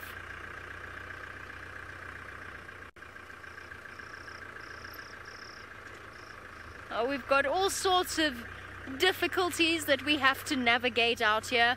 Some of us have to dodge wildebeest, some of us have to find leopards that we lost. Well, luckily for us, we didn't lose our leopards for too long. We've got them again now on the road in front of us. It's just that the road bends quite sharply here, so that's why we can't see them, but we'll see them fairly shortly. They're just up ahead of us on the road. So it's both Tundi and Tlalamba that are here. They, interestingly enough, are moving right where Hosanna and Tingana were yesterday with that, or for those past few days with that Nyala. So we're right in the exact same spot, and they're actually heading in that direction. Now I'm going to try and kind of just keep up with them quickly. I'm going to just turn my light on just to see where they're going in relation to where I am, because otherwise it makes life a little tricky to be able to see what's going on without lights. obviously don't want to spotlight Tlalamba at all, so we're using the infrared and the thermal to follow her with Mom. And there they are. They're on the road together, both of them, which is quite nice. So we'll just stop right here and watch them go up the bank. There we go. You see little Tlalamba's in a playful mood. She's kind of running in front of Mom. And look at that. Isn't that cute? I think it's quite nice. Right, now, I was saying that we're going to use our infrared, but there's also another weapon in our arsenal, which is the flare. So we'll cross onto that, because it's really nice to actually watch these cats in the dark, and I don't feel bad at all about using the flare, because it helps us so much, and it also really doesn't do anything to the cats themselves. So you can see Tundi is the one on the left, Tlalamba is just disappearing to the right, and they're basically on top of this little ridge in the road. And this is an area that they use quite regularly. You often find their tracks here. This is on the central sort of section and of where the Nyala Road drainage goes, and you'll find them there all the time. Now there's a little Tlalamba reappearing from the right. Isn't that cool? I think that's very sweet, the two of them together. Now they're going to go into an impossible area where we're not going to be able to follow them for much longer. I'll just catch up for one last view of them, and then that's going to be it for the evening, I'm afraid. They go into this drainage. I wouldn't even go in this drainage during daylight, let alone at night. So I'm just going to try and quickly get up here for one last view of the two. That actually rhymes. Now where are they? I can't even see anything. It's so dark now. I forgot that we're half an hour later. I was just thinking to myself, oh, there they are. They're right there. So we just get a little forward. There's little Tlalambas on a log. Now you'll see on the flare she's messing around on a fallen over tree. So that's her bounding about. Typical youthful little cat, isn't that cool? And there goes Tundi in the background as well. Now little Tlalamba will be right at home. Now she might jump. Let's just see. I think Mom's walking away too quickly. That might take her away from jumping. But let's see. She looks like she wants to jump. Come on, little one. Do a jump in flare. Come on. Is she going to do it? And no, it looks like she's second guessing this. I'm hoping she's going to. No, there she goes. How cool is that? Very, very cool. What a special afternoon we've had. We've been very spoiled this afternoon with these guys.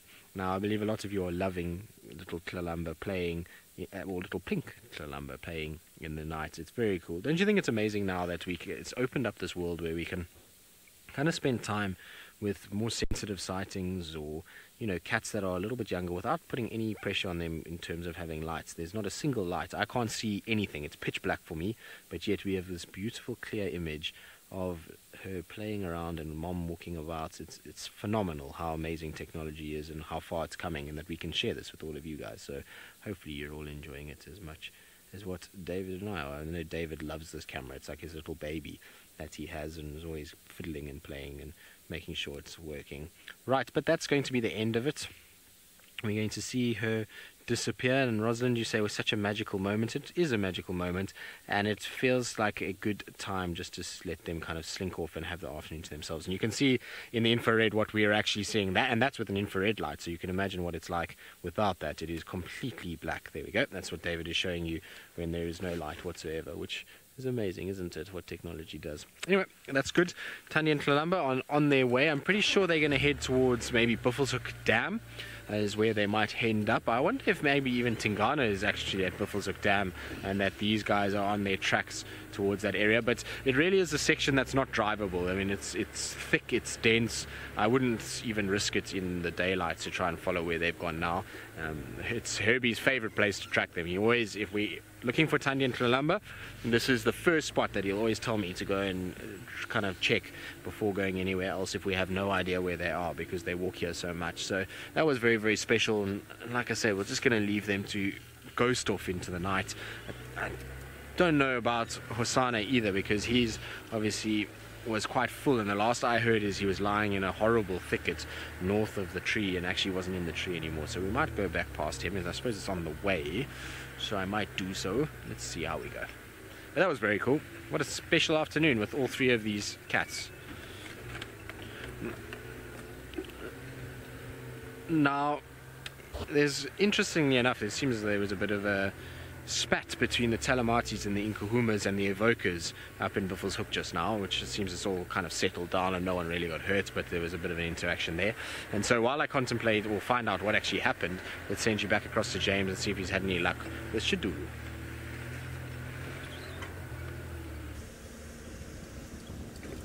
That's very interesting. Cats coming to blows. I'll tell you what I suspect's happening, and we'll let Tristan try and confirm it. I know that there are 4 Nkuhumas down south near Chitwa at the moment. We didn't go there because I think there were probably 78,000 vehicles coming from at least 4 properties, so we just stayed on here with all our leopards.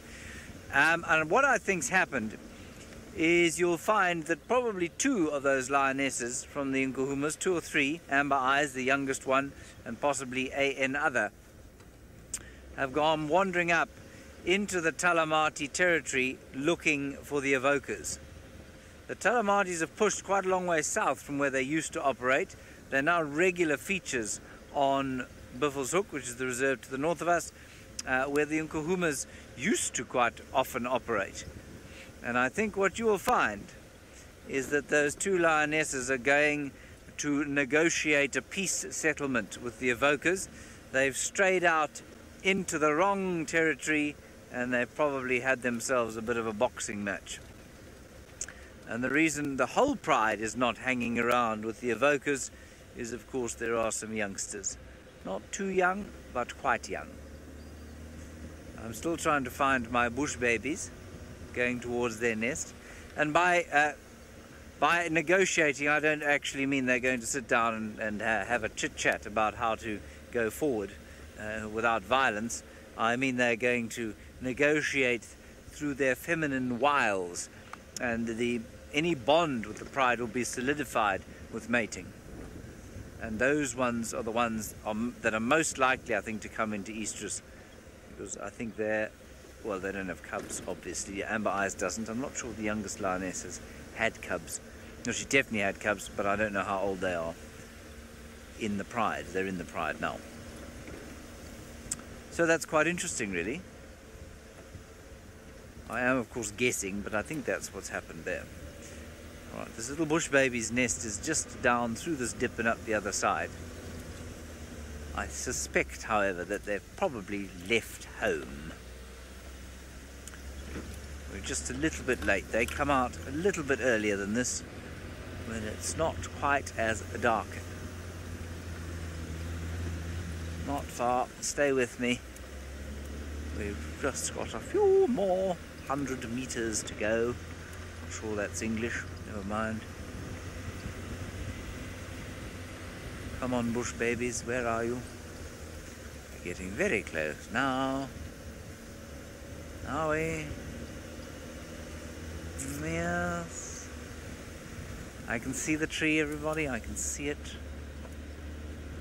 Is that the tree? Yes, I think it is. Yes, I believe it to be the tree.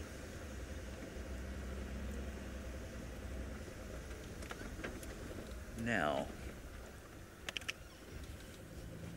there's not a bush baby in sight.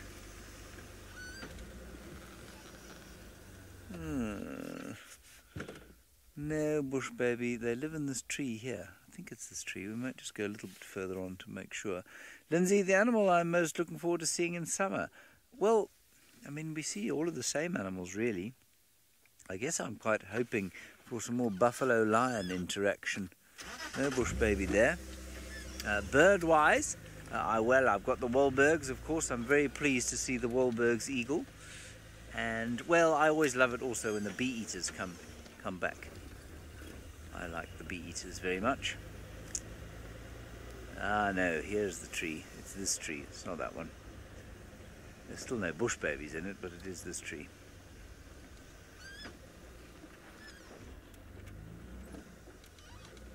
There's a little... It's that hole there. See that one there, Ferg? They go in there. There we are, but they're obviously out already. Sometimes they're in the tree next to it for a while, but clearly foraging somewhere else this evening. I'm sorry about my lack of bush baby finding skills. Dreadful, dreadful effort. Right, well, we'll turn around and go the other way. Sorry about that, everyone. I think we were just a bit late, like I said.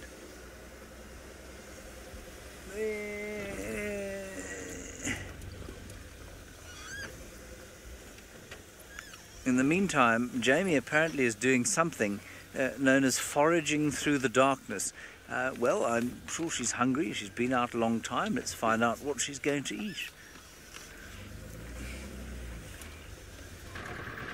I am foraging through the darkness like a veritable thing that forages in darkness.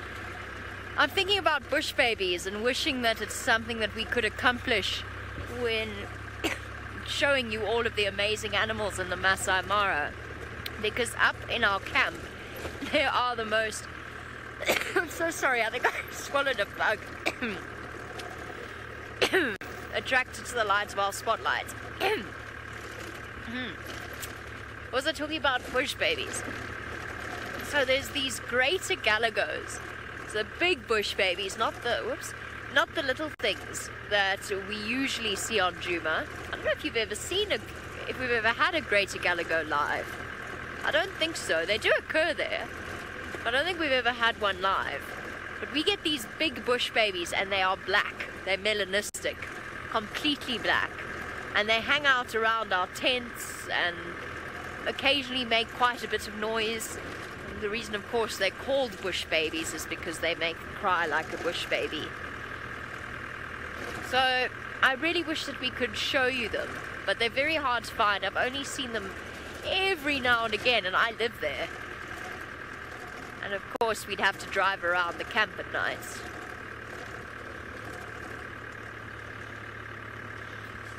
James, I actually feel as though I've let the side down, because I know that yesterday I asked Kirsty what she wanted to see, and she said a bat-eared fox, and I never managed to find her one. But I have seen quite a few bat-eared foxes. There's one that hangs out, or a family that hangs out near where the Sausage Tree Pride used to be, or used to spend a lot of time, down towards the Salt Lick, and I used to see them there often. The burn is also quite nice. I've spent more time with North Clans, so I've been away from the shorter grassed areas, but they're around. They're definitely around. I'm always keeping an eye out for them. Aardwolf is still on the list of animals we need to show you live. Striped hyena. I don't know that striped hyena will happen, at least for now.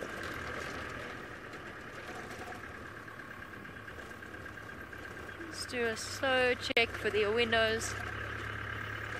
You'll notice that I'm spotlighting quite quickly, and that's because it's surprising how quickly our brains pick up on something different in the night, something that stands out. Speaking of finding things that stand out, bravo Tristan, well done.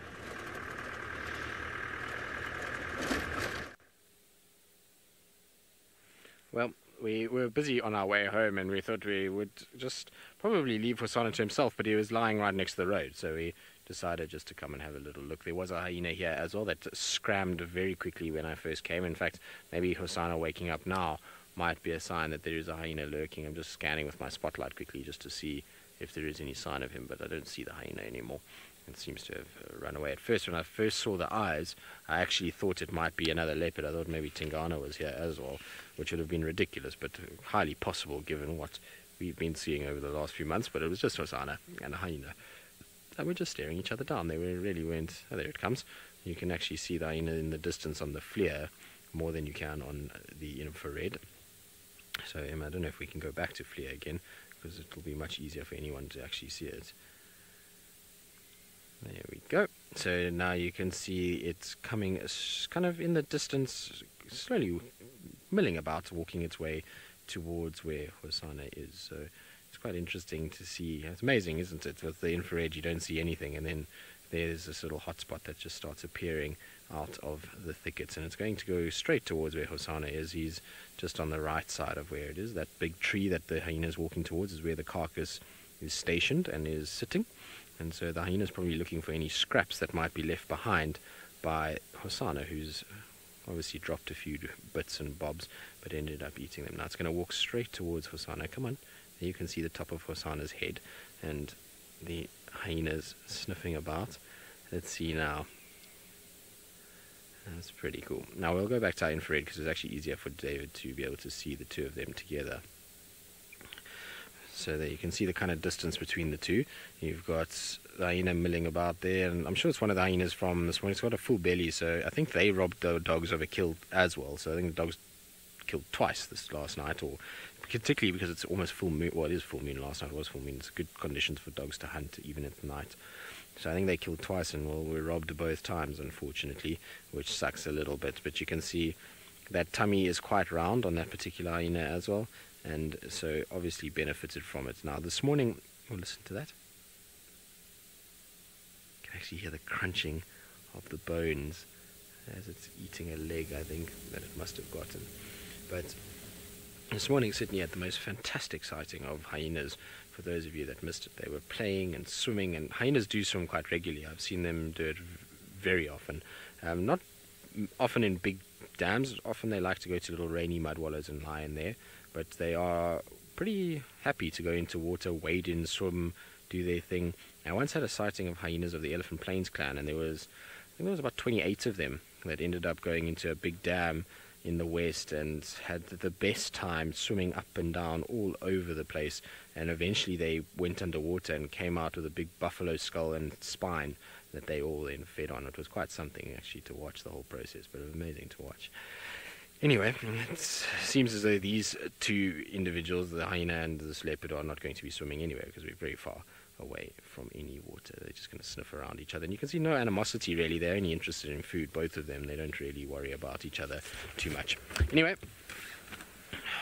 that time of the day, I'm afraid. We are going to be starting to head home. I'm sure Jamie's already headed home.